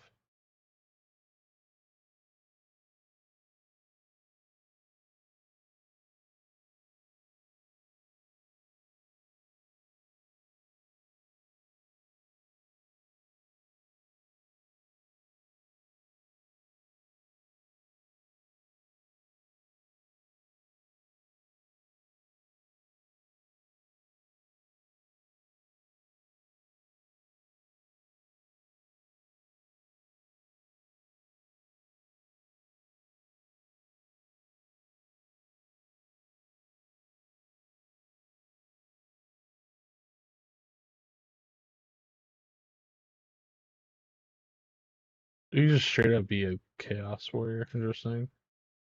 Or like in that case, worry about like a servant of chaos. Whatever. I just want to know what it did. I don't really care so much.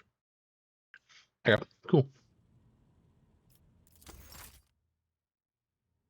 Yeah, I had a feeling something was gonna happen with it. I think. Nope. Okay. It's not a huge deal. I wasn't like, I'm not planning to do the heretic route anyways. I want to do the iconic route. Or Iron Class, whatever it's called. But yeah, to do character, I wanted to do this one. Iconoclast. Belief in the value of human life and freedom, faith in the power of goodwill, capable of overcoming. Yes, I want this one.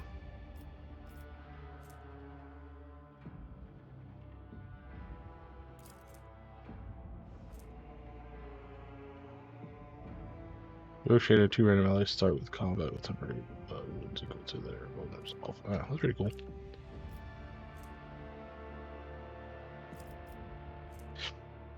Yeah, I'm not trying to be. I mean, I could do a heretical or dogmatic, like second playthrough eventually. If I'm gonna do a heretical one, I'm gonna make a character for heretical, and then I'm gonna make a character for dogmatic. Just have it like all done. It'll give you all the achievements that way, sure.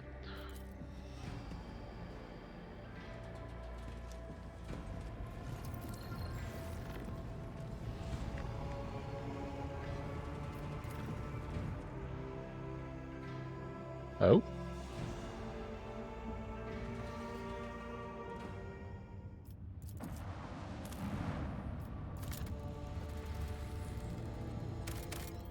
There we are.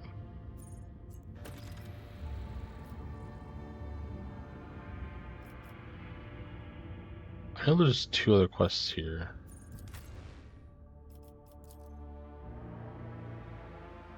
What do I get from here? I wonder if I can get a tech priest as like a companion. I have 0 idea who the companions are I can get in this game. Although I am curious. Yeah, one second. I'm gonna check real quick. I'm curious. Okay.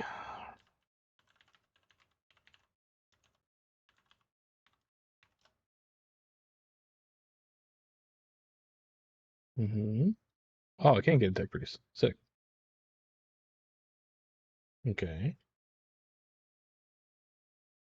This is an interesting one.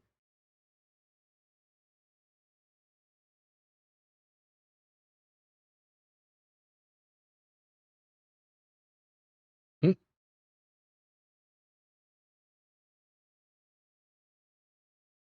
Oh, that's pretty cool too.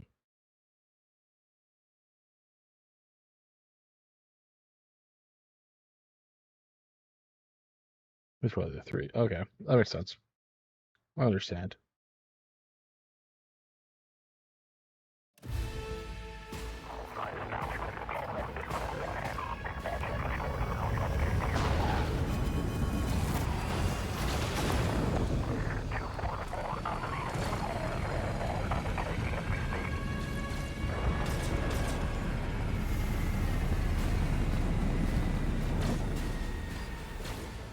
Looks like this place is under like warfare right now. The starport greets you with a din ordnance and smell of explosives. Tickles your nostrils. It is difficult to tell through the smoke who is firing at whom. Halt! Weapons at the ground, or I'm firing. A man in a torn, dirty uniform hobbles towards you behind chunks of rock crate and crumpled pastel. His cracked helmet is adorned with a crooked label that reads Sergeant Malgar. Alright, so our skies are in lockdown. The rebels are shooting down anything that flies, and you lot just happen to land in our rear without a scratch to show for it. And on a show like that, where did you get it? Stolen from the palace, isn't it? You visibly awed by the resplendent gold from your transport. Grab them, lads. We got ourselves a rebel landing force. Elvar turns in purple. By the holy throne, what is this mess? Andera glances around. They're in a rough spot, old man. Go easy on them.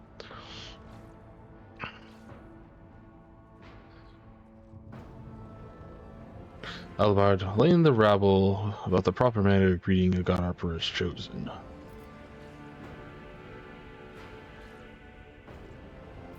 I am the road trader von Velasquez. Give me your status report this instant.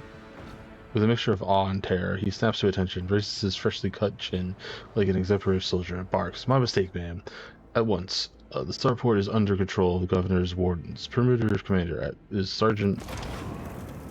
A fried grenade explosion cuts off the rest of the sergeant's words. Shrapnel flies everywhere with piercing screech. One of the soldiers falls to the ground, clutching the remains of his forearm that is now adorned with crimson tatters. Blood is pouring out of a stump, and the soldier's agony is short-lived. The sergeant curses and hastily says an army prayer for the dead. With a rasping cough, the sergeant turns back to you. "Pardon me, ma'am. Sergeant Lees Malgar reporting. My unit is holding the starport on the governor's orders. How may I serve?" "Some dirty dogs nearly shot down my shuttle. What is going on here? Did you happen to know if a member of the Inquisition has come here?" At the word of Inquisition, the sergeant fills with awe. "I do not know, ma'am. There's definitely haven't been any visitors like that on my watch. You might have to inquire at the headquarters, your ladyship." "What is going on here?" "Unrest, ma'am. Armed rebellions in both the capital and the provinces. First the lower levels sparked, and then it went up the spires. They hit the Vox hubs and arsenals. The mag trains arsenals and the mag trading stations. Felix tore off his mask, precisely because he knew about the trouble on Rucking Miners. He knew that none of our allies would come to our aid. Kessia let out a sorrowful sigh. You may continue your report, President. My unit was here when it all went to Grox's. The tech priests linked the satellites reported sighting a strange voice ship in the system. Then they were orbiting the star until one of them set course for landing on Record Majors. The governor took precautionary measures and ordered the increase of security at the key facilities. Everyone knows that whenever something is not right, you better double the warden details. The alarm was risen and we were sent to secure the starport. It's the only reason we were able to hold it. They're crushing us. Decisions. You were late to arrive at... They're crushing us, the scumbags. It's been a whole turn since the last reinforcements came in.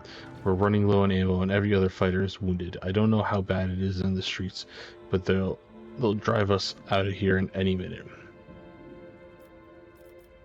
What caused the rebellion? Ill thoughts, ma'am. We've fallen on hard times, the ground keeps shaking, things keep exploding, and people are scared. They've forgotten all about their duties, and that's when those never forgive us preachers came. They started riling everyone up. Oh no. Sure enough, we shot a few, but they just kept coming, more and more of them. Pat him on the shoulder. You're doing fine work, Balgar, and so are your troops. I feel like you hold the Imperium together. I live to serve. The sergeant's grim voice rings with the martyr's pride. I'm going to go see the governor. Fair report, ma'am. As long as the rebels keep shooting their damned anti-aircraft battery, there's absolutely no way to shuttle you. There's no way to shuttle you to the governor. It would have to be on foot, and the streets are dangerous. I have no one to send with you as an escort. I assigned all available troops to accompany the esteemed tech priests to the governor. I will voxcast orders to them to wait for you, and I will inform headquarters. They better send out a convoy to meet you halfway. Meanwhile, we will follow the governor's orders and hold the line here. Adira frowns as her gaze grows distant, as if something is looking through the sergeant. You're a good soldier, but you've got a lot of blood in your hands, both yours and others. You know, the same hand that salutes now might falter in the darkness. Rank and epaulets won't save you from the bitterness. Pardon me, my lady, but I can't get my head around these fancy words you're saying. I've seen plenty of blood, but trust me, I'll fight till my last drop.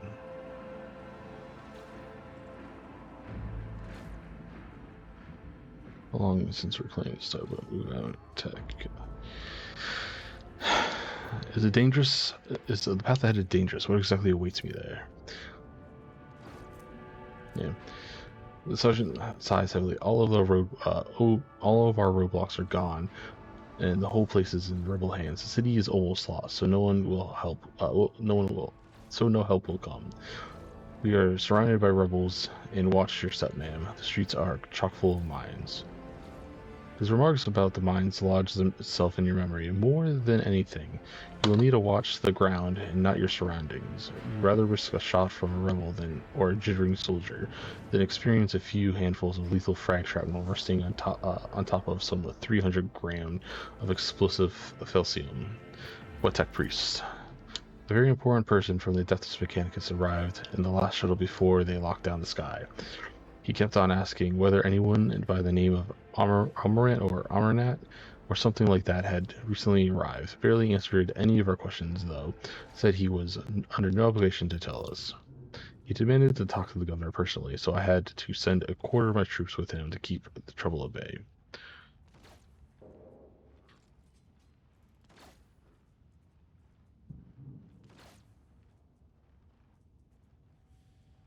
You're good, but you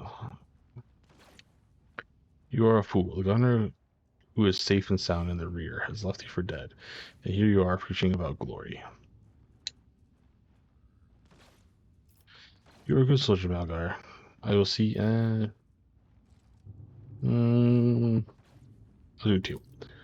A shadow of doubt crosses the surface. No surprise there. It is the soldier's lot to serve and die. Not the governor's, though. That is not his duty. He gives you a flustered look.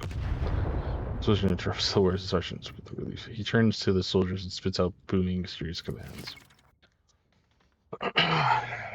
On your travels, you may hear rumors, some of those deserving the rotation attention, and are logged in a separate section of the journal. Sometimes rumors are just that. Other times, there is truth to them. In some cases, maybe even more. To verify rumors, travel to the places indicated in the rumors description. Okay. Follow my lead.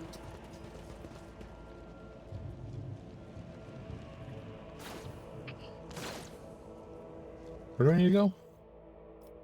Oh, there's something over here. I got the loot real quick. Right there. Plucked. Straight lasers.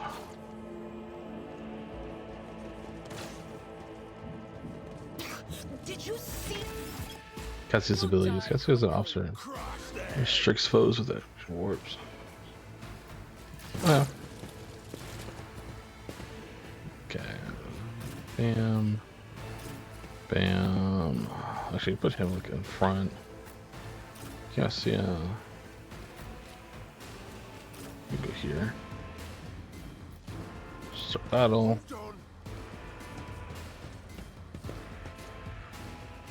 Let's get to it. I'm about to like cook these guys. Follow my lead. Oh my gosh.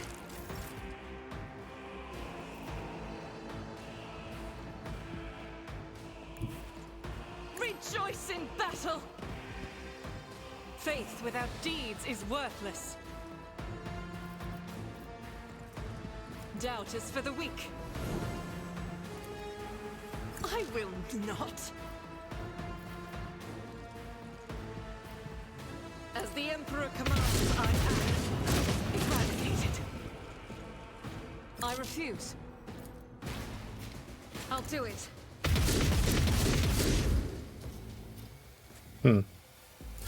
Let's make it quick.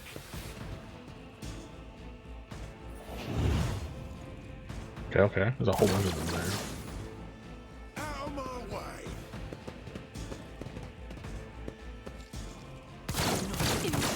I'm in France!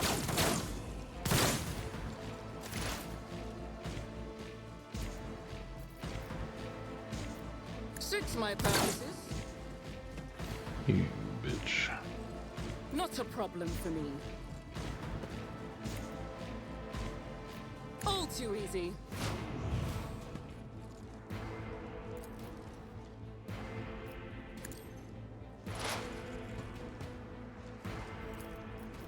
Suits my purposes.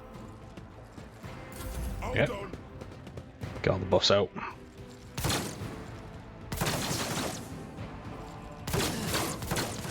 I'm here, maggot. Scared yet? Let's get to it. Oh, please pile up. It's gonna be so much funnier. Let's make it quick.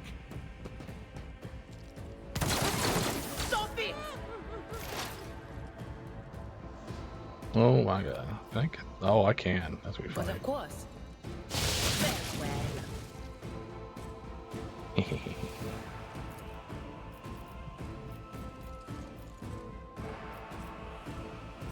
Let's do it again. Foreboding. Increase an area that lasts until the start of the sector's next turn. All allies within this area gain 6% dodge and chance, and their dodge chance cannot be less than 10%. Like right On here. it.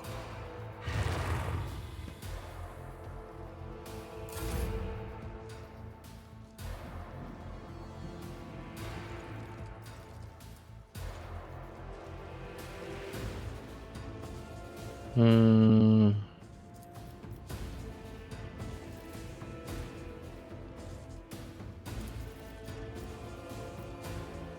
I am a navigator. Page of work. Become like fire. Oh, whoops.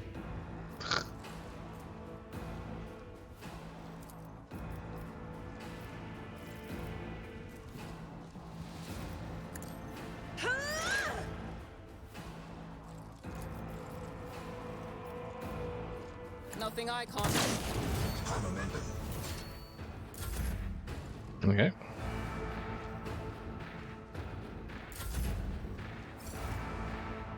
Weather the storm.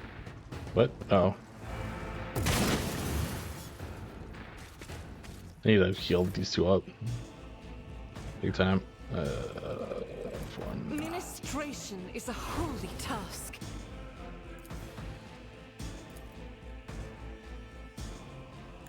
God Emperor, move through me. Be the fire in my heart. As the Emperor commands, I act. Damn. I will endure.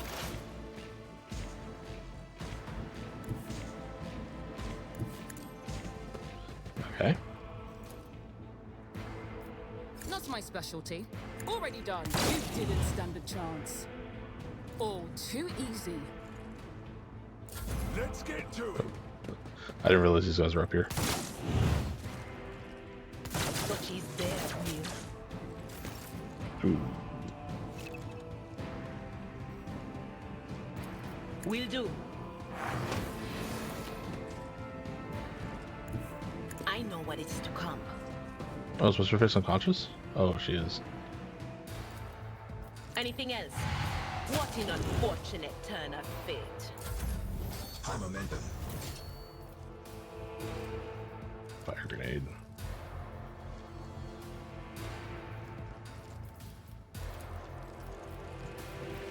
Do not dare ask.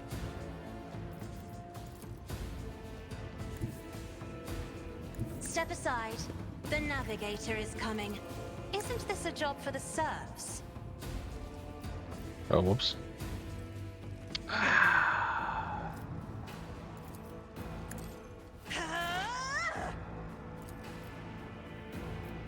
Absolutely not. I'll pass. Okay. Well.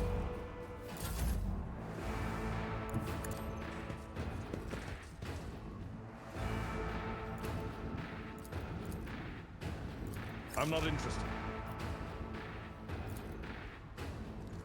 Victory is imminent. At your beck and call. I'd rather not.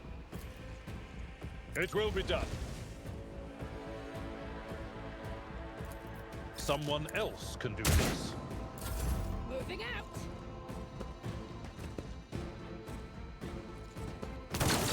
Forgot about him. My tactics are flawless. Not a problem for me.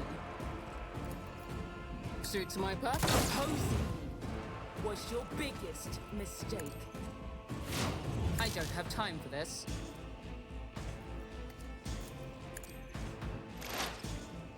Hold on. There you go. My prescience has failed me. There is movement in the Empyrean. But of course,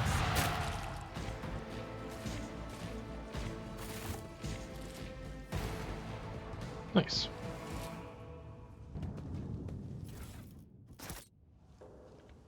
Uh.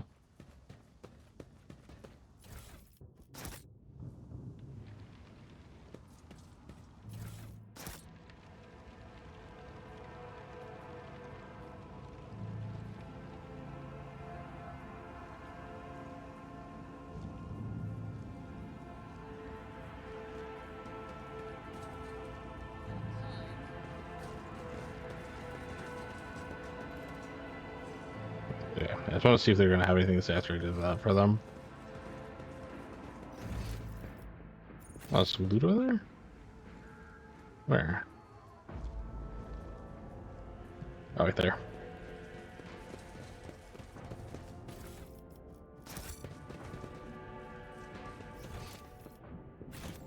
There's more loot over here. Where? Left side?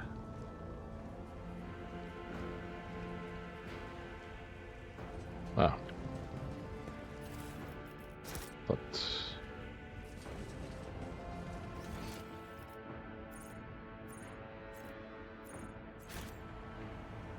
This way.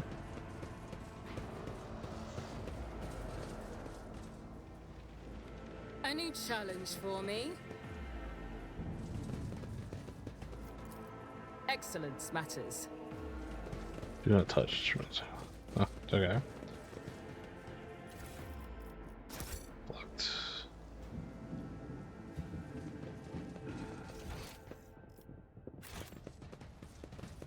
Wine mad woman.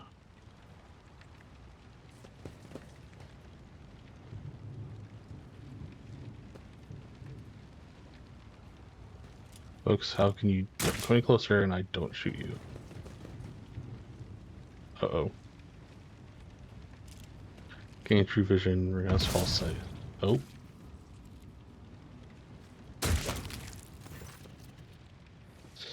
The young, shaggy-haired soldier is still pale, nonetheless. As you approach, he holsters his pistol, the hallmark of good discipline.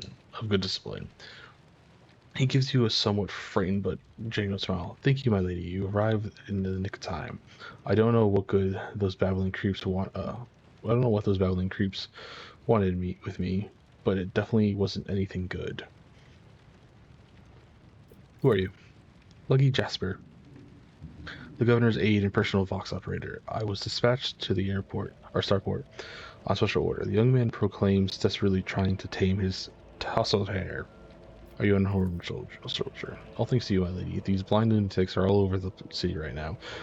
These rebels, damn them to the void, go around maiming anyone they get their hands on and scorching their eyes. Then they leave the poor sods, driven mad by the pain, to wander the streets babbling nonsense." He lowers his voice and adds with gravity, "The command doesn't want anyone to talk about it, but I've heard whispers that it's not just some nonsense, it's heresy, actual heresy, because listening to it scrambles your brain. It made one patrolman freeze in his tracks while the blind mob got a hold of him and carried him from his post off to who knows where." "And what exactly are you doing here on your own?" "Well, on Governor made a special instruction, namely," he grits his teeth with a pain expression furrowing his brow. "Alright, it's a secret assignment. I can't talk about it." "Oh, Rocher, why don't I simply order you to tell me everything? It's within my rights." What if what you know is precious intelligence, and you were to die before you could relate to anyone?" Winter, so would you like to read all the thoughts for me? Strike him. Persuasion. "Well, that would make me a saboteur and a traitor, wouldn't it?" "Yes, you're right. This is an emergency." He looks relieved. "So why did they send you to the starport?" "I'm supposed to deliver updated Vox codes and, how should I put it, assess the situation. The planet is in a real mess at the moment, and the rebels have found their way into the VoxNet and are now eavesdropping. This made proper communication possible, and the hollowed electrodynamic cerebellum had sent out a distress call before it went dark. And who knows what's happening in the system. There's been riot and ricotophilia, and the prison planetoid Eric 5 station is silent, although the navigators there have always been a reclusive bunch. I was hoping I'd be lucky enough to run into a pilot or a captain here who could give me an update, but it's hardly possible right now. The rebels are blasting anything that tries to land in the sky with their damn cannon." Awareness says. He stops talking a little abruptly.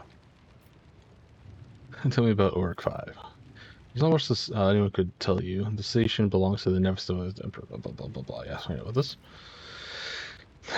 It is beginning to sound like he's complaining. "The place is creepy, blah blah blah. The place is creepy. They say that they order shuttles with servants from Arkham miners on a regular basis. I guess they're too important up there to change filters and clean up compartments themselves, huh? Except that I've never met anyone who has served there. It's like no one ever comes back. Your brothers and sisters lived and died for a great cause, serving a navigator house, and therefore all the Imperium. It is a high honor, one that few could bear." Only now does Jesper notice Cassia, and his eyes grow wide with fear. He opens and closes his mouth a few times helplessly like a fish, unable to utter a sound. Instead, he just nods nervously. Yeah, that'd be something to see. "There's something else you're hiding from me, isn't there? More classified secrets?" Lister looks away. It's nothing classified, just personal. There's another reason why I'm here. My betrothed is missing. Raquel Vicari, the esteemed Edwin Winterskill's personal pilot. When the riot reports came from the Riccardi Filia, Lord Edwin headed there personally. Then this rebellion started down here. We lost communication. No one knows how they're doing up there. You know what I'm afraid of? That they'll come back and those rebel scums will shoot them out of the sky. I wanted to find a place that's high up, sent a Voxcaster there, and send them their transmission. The sky is closed off. Don't try to land. But I didn't make it in time. Those blind dogs chased me after me, and as I was running, I tripped and broke the caster. He hangs his head sadly. I worry for her. She's next upon it, but I still worry. Albanarch shakes his head disapprovingly, but his eyes are understanding. That is why all members of a Voidship clan share the same employment. No matter how devoted a servant of the Emperor is to the duty, there is always the danger that the family ties might disrupt regulations and order.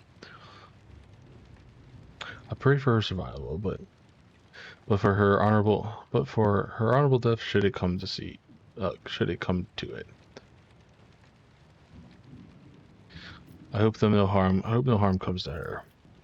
Emperor protects my lady. If someone you love is in trouble right now, may he protect them too. Who is Evan Winterscale? The esteemed honorable scion of the blessed rogue trader Caligos Winterscale, master of the Ricard system. At the behest of his illustrious father, or grandfather, or uncle, his illustrious relative, Lord Evian took up residence in Ricard Minors. Jesper's face betrays a fierce inner struggle before he blurts out, "You know what I think? I find it curious that the blessed Kalagos didn't make him the ruler of our world. Lord Evan is his blood, but it's the governor who rules us. Then why do you think he sent him here? I think he's been exiled." "Do you think the governor can handle this rebellion?" Just mumbles evasively. "Well, obviously. I'm not some pessimist to say otherwise. Persuasion. I won't tell anyone." Experience. "You really won't? Well then, if you ask me, things are pretty rotten." His words come flying at the rate of a stub or fire. "Those rebels are strange. We would have easily quelled a normal riot, but not some commoners. We're not some commoners. We're Riganians, the naval elite of the House of Winterscale. But those people, they're vicious. They are vicious. They know no fear. And their attacks, they're so precise. It's like they know what's going to happen ahead of time. The command executed 7 officers on a suspicion of espionage, but it's not about spying. They say the leader of the rebels is some two-faced Aurora, who can see into the oh no, it's probably a fucking changer of fate. Now she is the real danger. Adara scoffs and rubs her head together in excitement. She can see into the future? Is that right? Well, we'll see about that. She's up against the wrong psyker. My breezy whispers may be vague, but they're not they've not failed me once. I can tell you without asking my ethereal friends that her future does not look too bright now that the Lord Captain is involved. I'm looking for an irrigator of the Inquisition. You may have arrived at this planet. Have you heard anything matching this description? His face quickly turns gray as he says, I have, but I don't know where he is now. I'm sorry, but I don't like discussing the affairs of the Inquisition. I have no more questions. It was my pleasure to be of service, my lady. It has been nice to chat with someone normal. He glances wearily at the body of the nearest blinded lunatic. You're right. We should stay here. We shouldn't stay here, or you might run into rebels. I'll go find a safe place to watch the sky for any landing signals. May the Emperor protect you, my lady. Yeah, it's a lot. Something over here.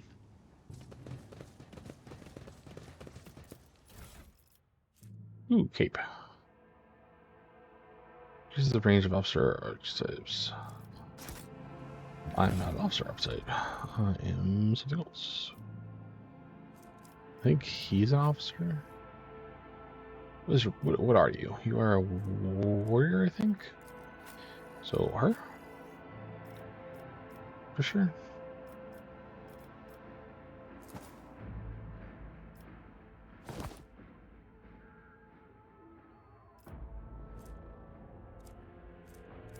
Is this from this?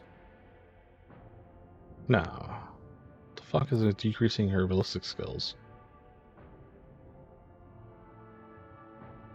So crippled arm. Ah. Look Okay. no further. F1. Let me help. Injuries will not slow me. Join me in prayer.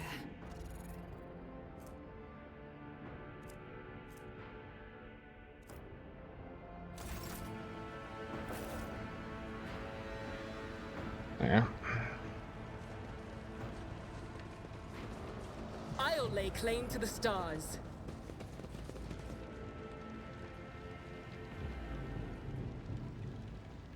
I wonder if they did anything. They don't do anything. They kind of just wander around.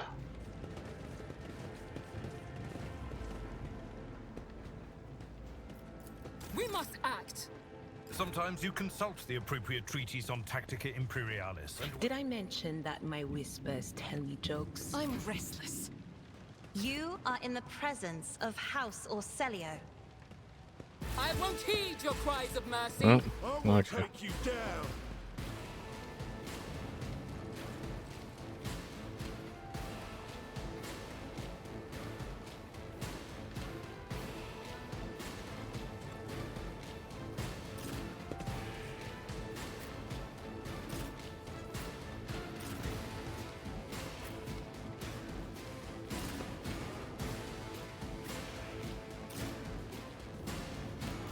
I got Adara.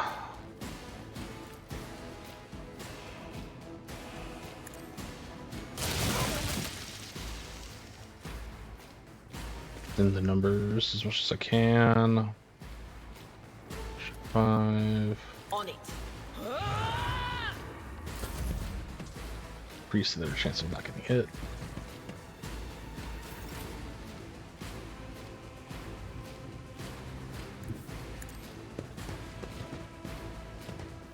Okay.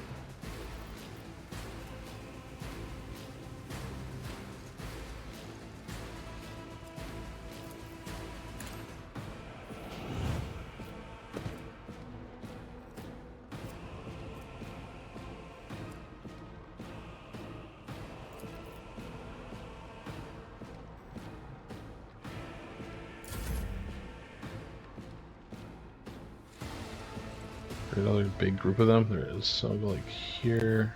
Guided by faith. Faith without deeds is worthless. That is not the Emperor's will.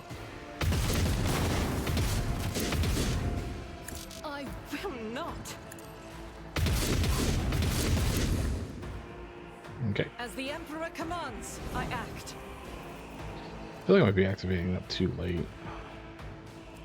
Time to slaughter someone.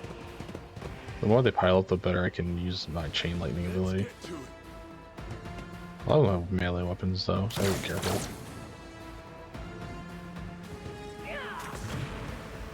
Smoke grenade?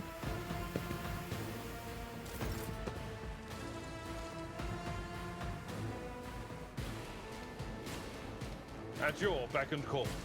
I'm not interested.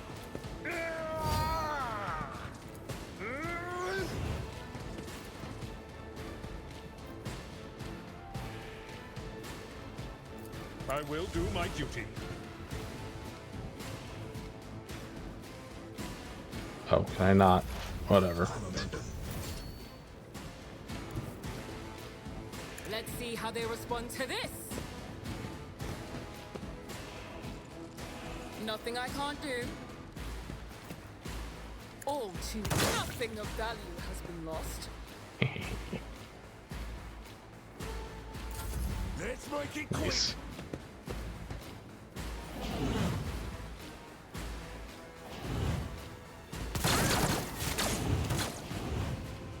Out of my way. Let's get to it. Here we go. Nothing.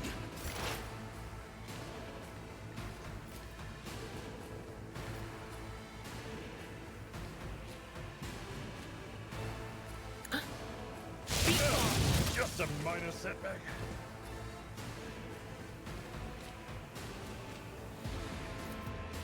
Anything else?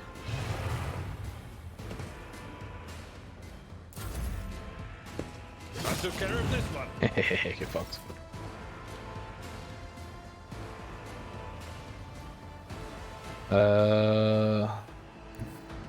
Emperor, give me strength. If I may, try to die with grace at least.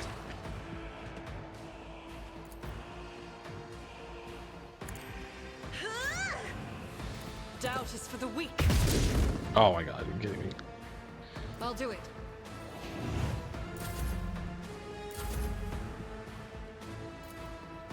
As the Emperor commands, I act. Dude, that's because of the fucking... I feel like it's her sitting in the smoke. Let's get to it. Her being sitting in the smoke too, though, gives her defense, so it's worth it. Show me what you got. Let me give her a weapon too at some point.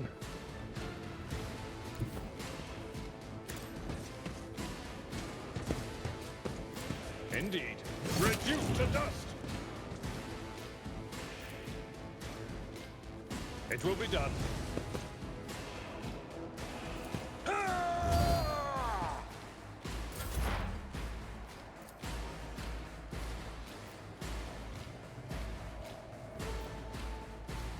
Not a problem for me. Ghost weakness. Ghost Suits weakness. my purposes.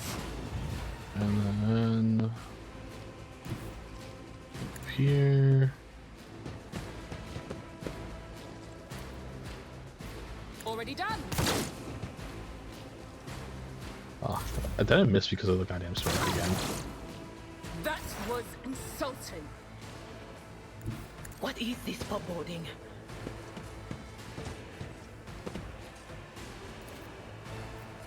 Will do.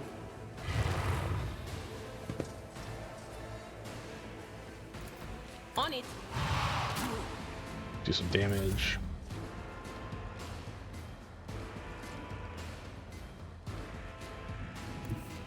I have read tomes of military tactics. I'm not accustomed to being ordered around. I am a navigator, not a servitor. Suits my purposes. Keep missing. Not my specialty. Isn't this a job for the serfs? Faith without deeds is worthless. Doubt is for the weak. Hold on. Brace yourself, Abelard. Just eats it. How dare you! Victory is imminent. One fewer tongue. That's not the Seneschal's job. Okay. I shall not fear.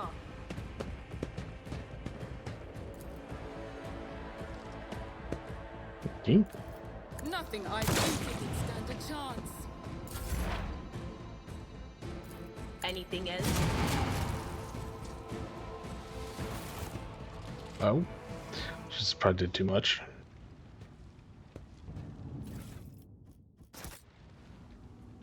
Stuff to sell later.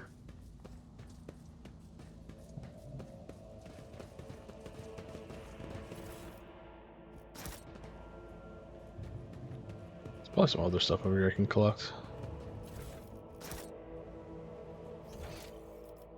This loot. Goods here. Ooh.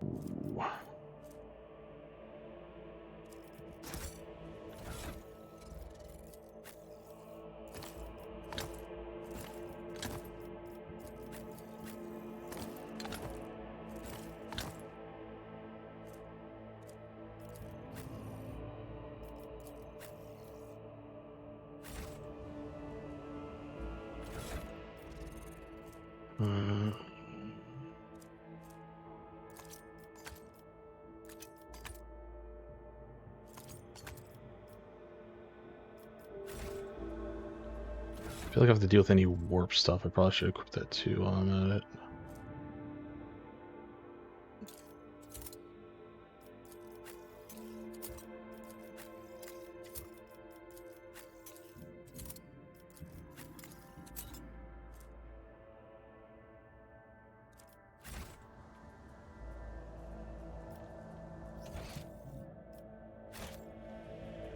Other warp stuff here?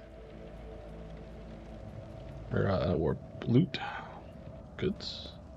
Pay attention. Oh.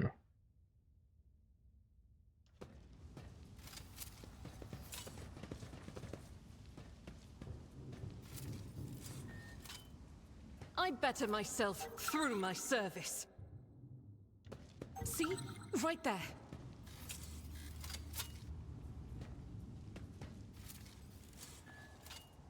The Emperor favors me today. Duty prevails. I won't tolerate weakness. It's supposed to be something to pick up here. Is there not a package? Oh, it's this guy. Collect. Right. Yeah, that's it. Okay.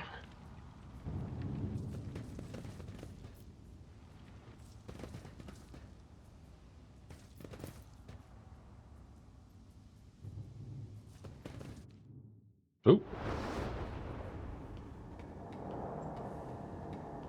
Oh, okay, it's them. There's a tech priest. Change is coming. The edge is nigh. The blinded ones are harmless. No sense in shooting them and drawing attention. Fire on the nearest target! Uh-oh. Don't kill the tech priest! We need to take him alive! Find it, and let their enemies breathe. What's he doing? Fall back!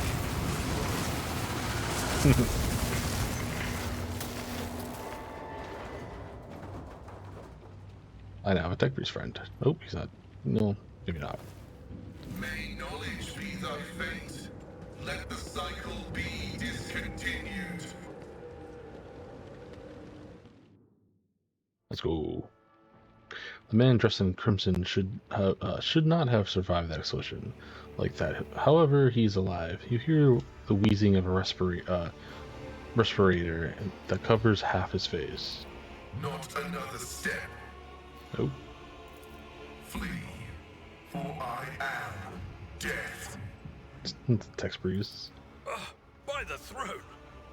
What is that servant of the Omnissiah made of? Adamantine? Ah, placid. I am rogue trader of Arena von Velenclease. I mean you no ill will. I identify you as a member of a high stratum belonging to Rogue Trader House von Valancius. I am detecting no need for confrontation. The convoy received an order to meet you.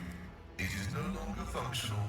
Therefore, I propose that we continue to advance to the rendezvous point with the governor's soldiers.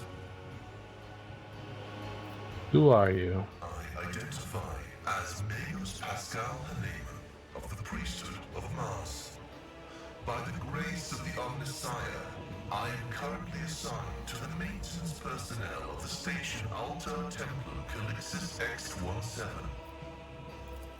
Altar Templum Calixis. I have heard the name before.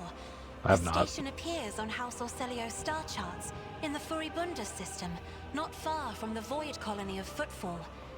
You have traveled a long way to come here, esteemed Magos. Went to the exploded machine. How did you manage to kill off the slew of people and blow up the sacred machine without even laying a finger on it? This was my doing.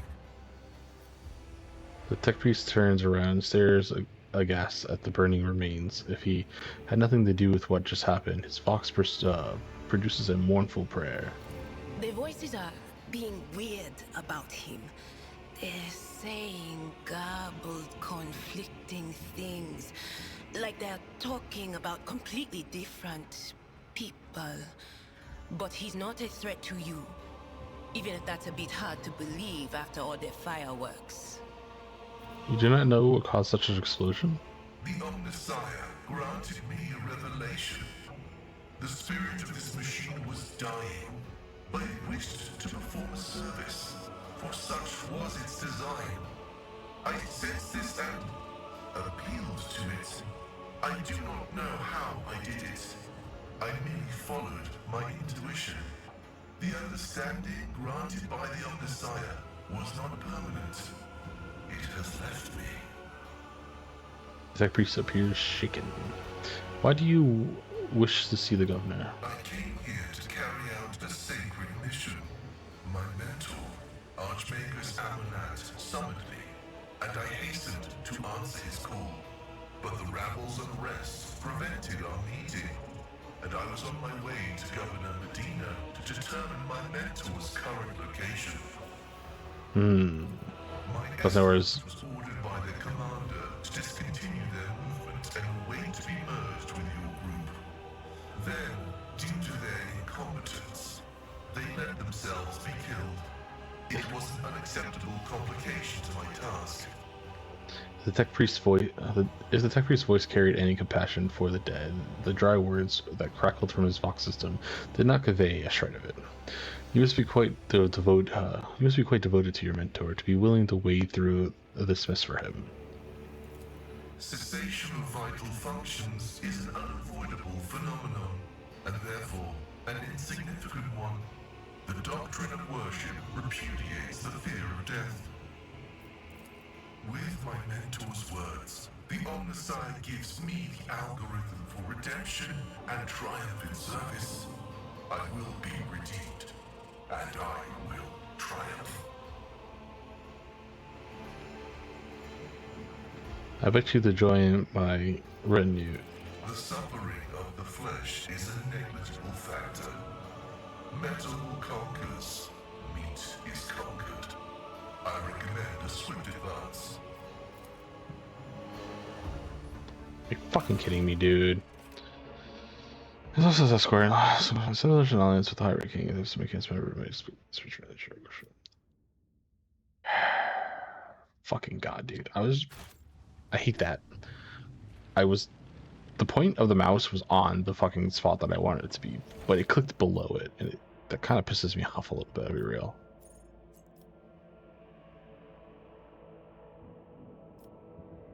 I don't know where that goes. Okay. Locomotives are fully operational. I'm always ready. Intelligence. First the forge.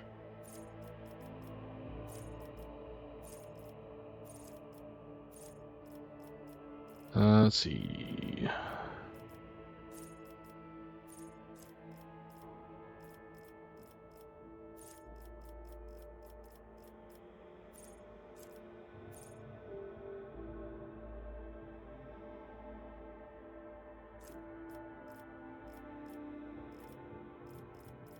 Do I not have something that would like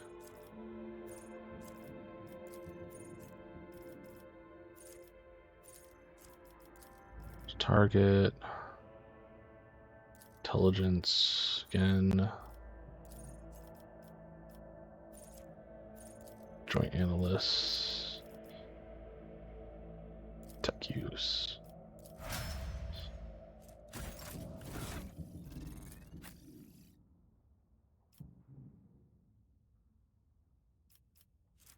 Everything to give him. I got boots.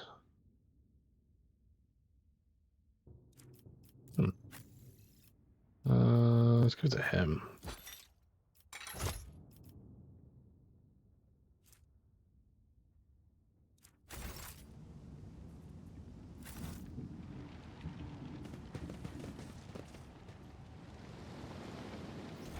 There's something here, so over here. We should deal with this. Everyone is dead and have their eyes ruthlessly burned. Oh. Nice. Okay, and then the other thing I need to do is up here somewhere. There. Okay. None shall stand in my way. The auditory hallucination from this unit can be rectified. Let me guess. It involves the drill on your mechadendrite? There's no need, really. My burden suddenly doesn't seem so heavy.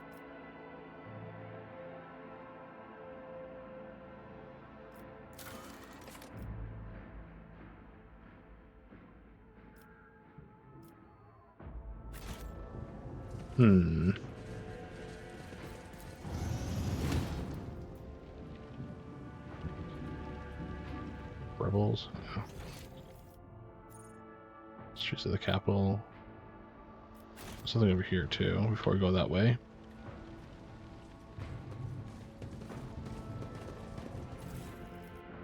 Grenades.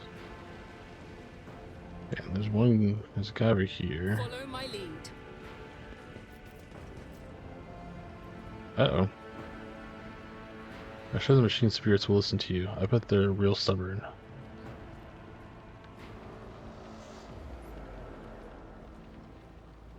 Quit your whinging.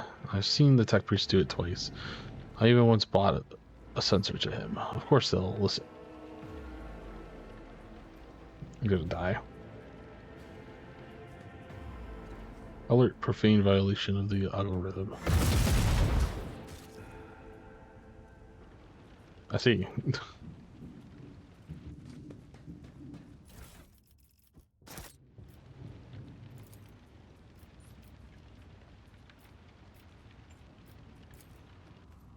Done.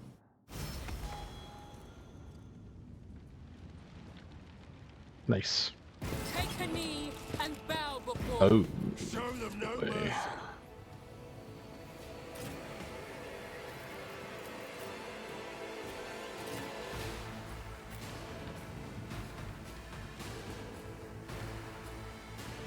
Ooh boy.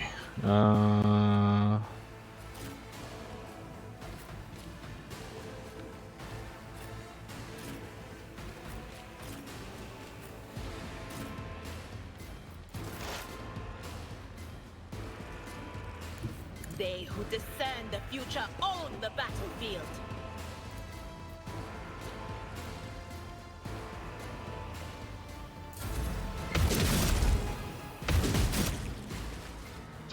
Well, never mind. Jesus Christ. I might not have to do anything. Tried and tested tactics are the best ones. Someone else can do this.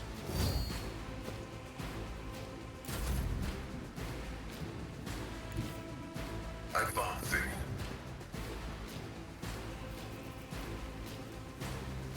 Machine spirit banishment.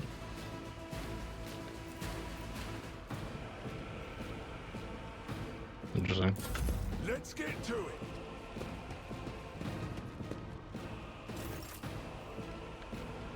Battlefields are always drowned in scarlet. Me?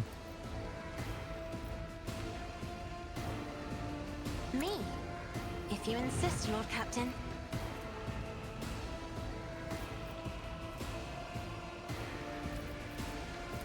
Isn't this a job for the serfs? It will be done. Okay. The enemies of the Emperor will be undone! As the Emperor commands, I act. Her broken arm's really fucking her.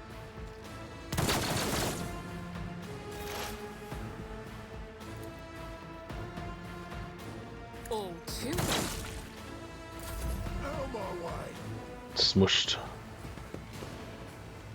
Here we go. Miniman Rebel. Oh, dude, them all lined up like this is perfect. So I'll just do this.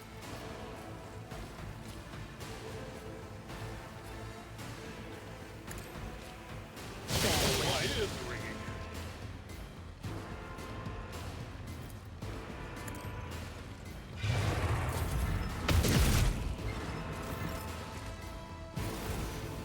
Nice. Wow, they all leveled up. Most of them died in the fucking fire. Jesus.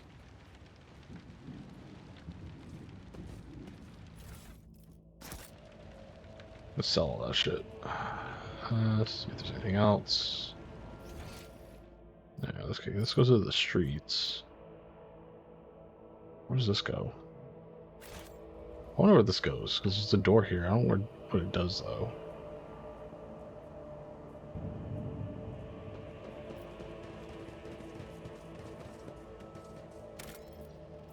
Make a save here. 1. Where's this go?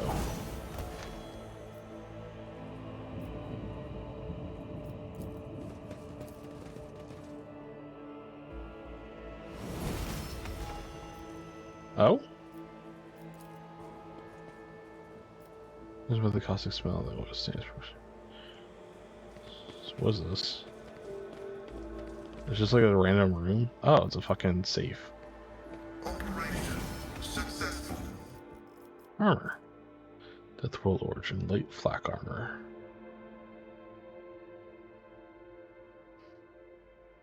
The character wearing this armor does too. Use armor property, 10% pure chance against melee attacks. Ooh. Now that would be perfect for him. Oops. Heights of excellence.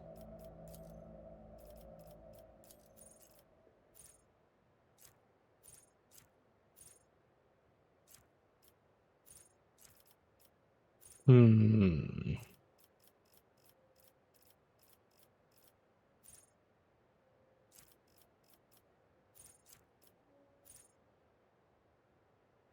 want something that's going to give her to attack like more than one.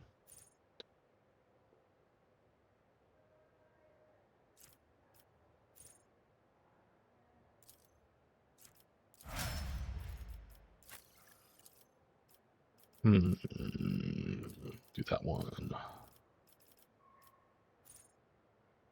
Where's attack? The game plus 1 stack. Slide until the end. Where it gets plus 1 temporary wounds for each stack. Ooh. As of maneuvers. I'll go with this one.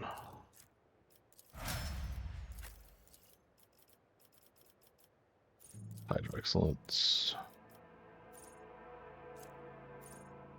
Allows under the effect of at least one psionic power, gain additional 7% friend. That's actually pretty good. She essentially just buffs people.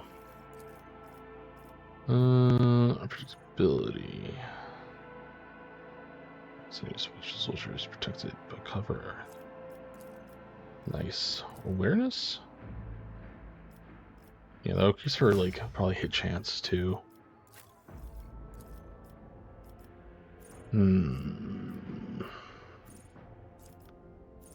Commanding voice. Commerce, I guess?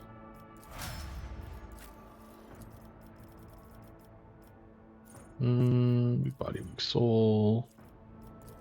And calculated relations? Worshipful characters and precision. Fellowship. I don't think that really does anything for him. Do this one.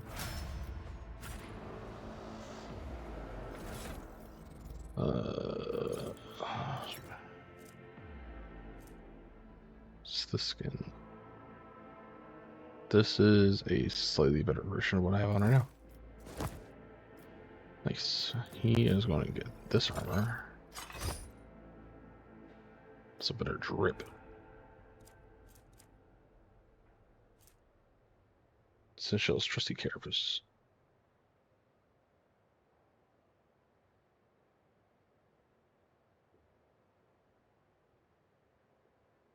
I think it's just better overall.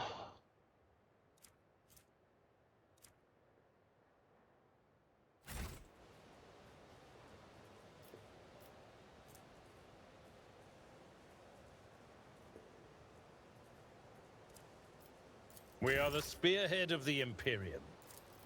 Let's patch you up. I'm grateful. Try again. This wound will make a fine scar. Go. Let's I can patch you up. see bright Ministration is a colors holy again. task. Injuries will not slow you. I'm at your service. Sins hidden in the heart turn all to decay. God damn it, dude.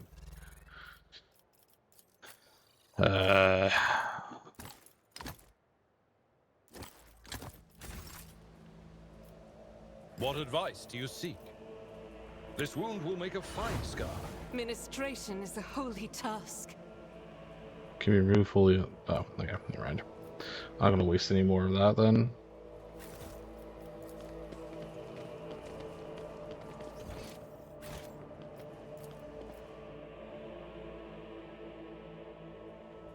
Okay, I'm gonna go here.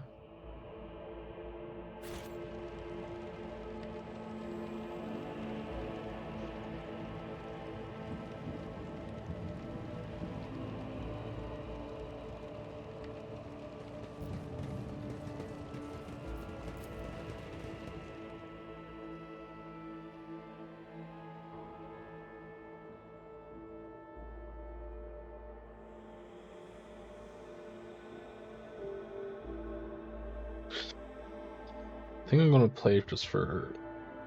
I think I'm gonna play till like now. I'm gonna save here and call it a night.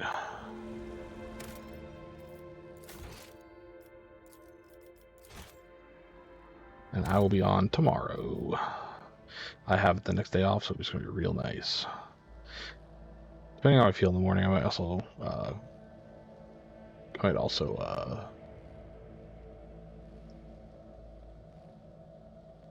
brain fart. Sorry. We'll see. I might stream it earlier. See how it goes. I'm gonna call it a night though. Thanks everyone for stopping in. Appreciate y'all. Why does this not work when I hit it sometimes? Ah, fuck, dude. I hate that. Anyways, thank y'all for stopping in. Bye. Have a good night.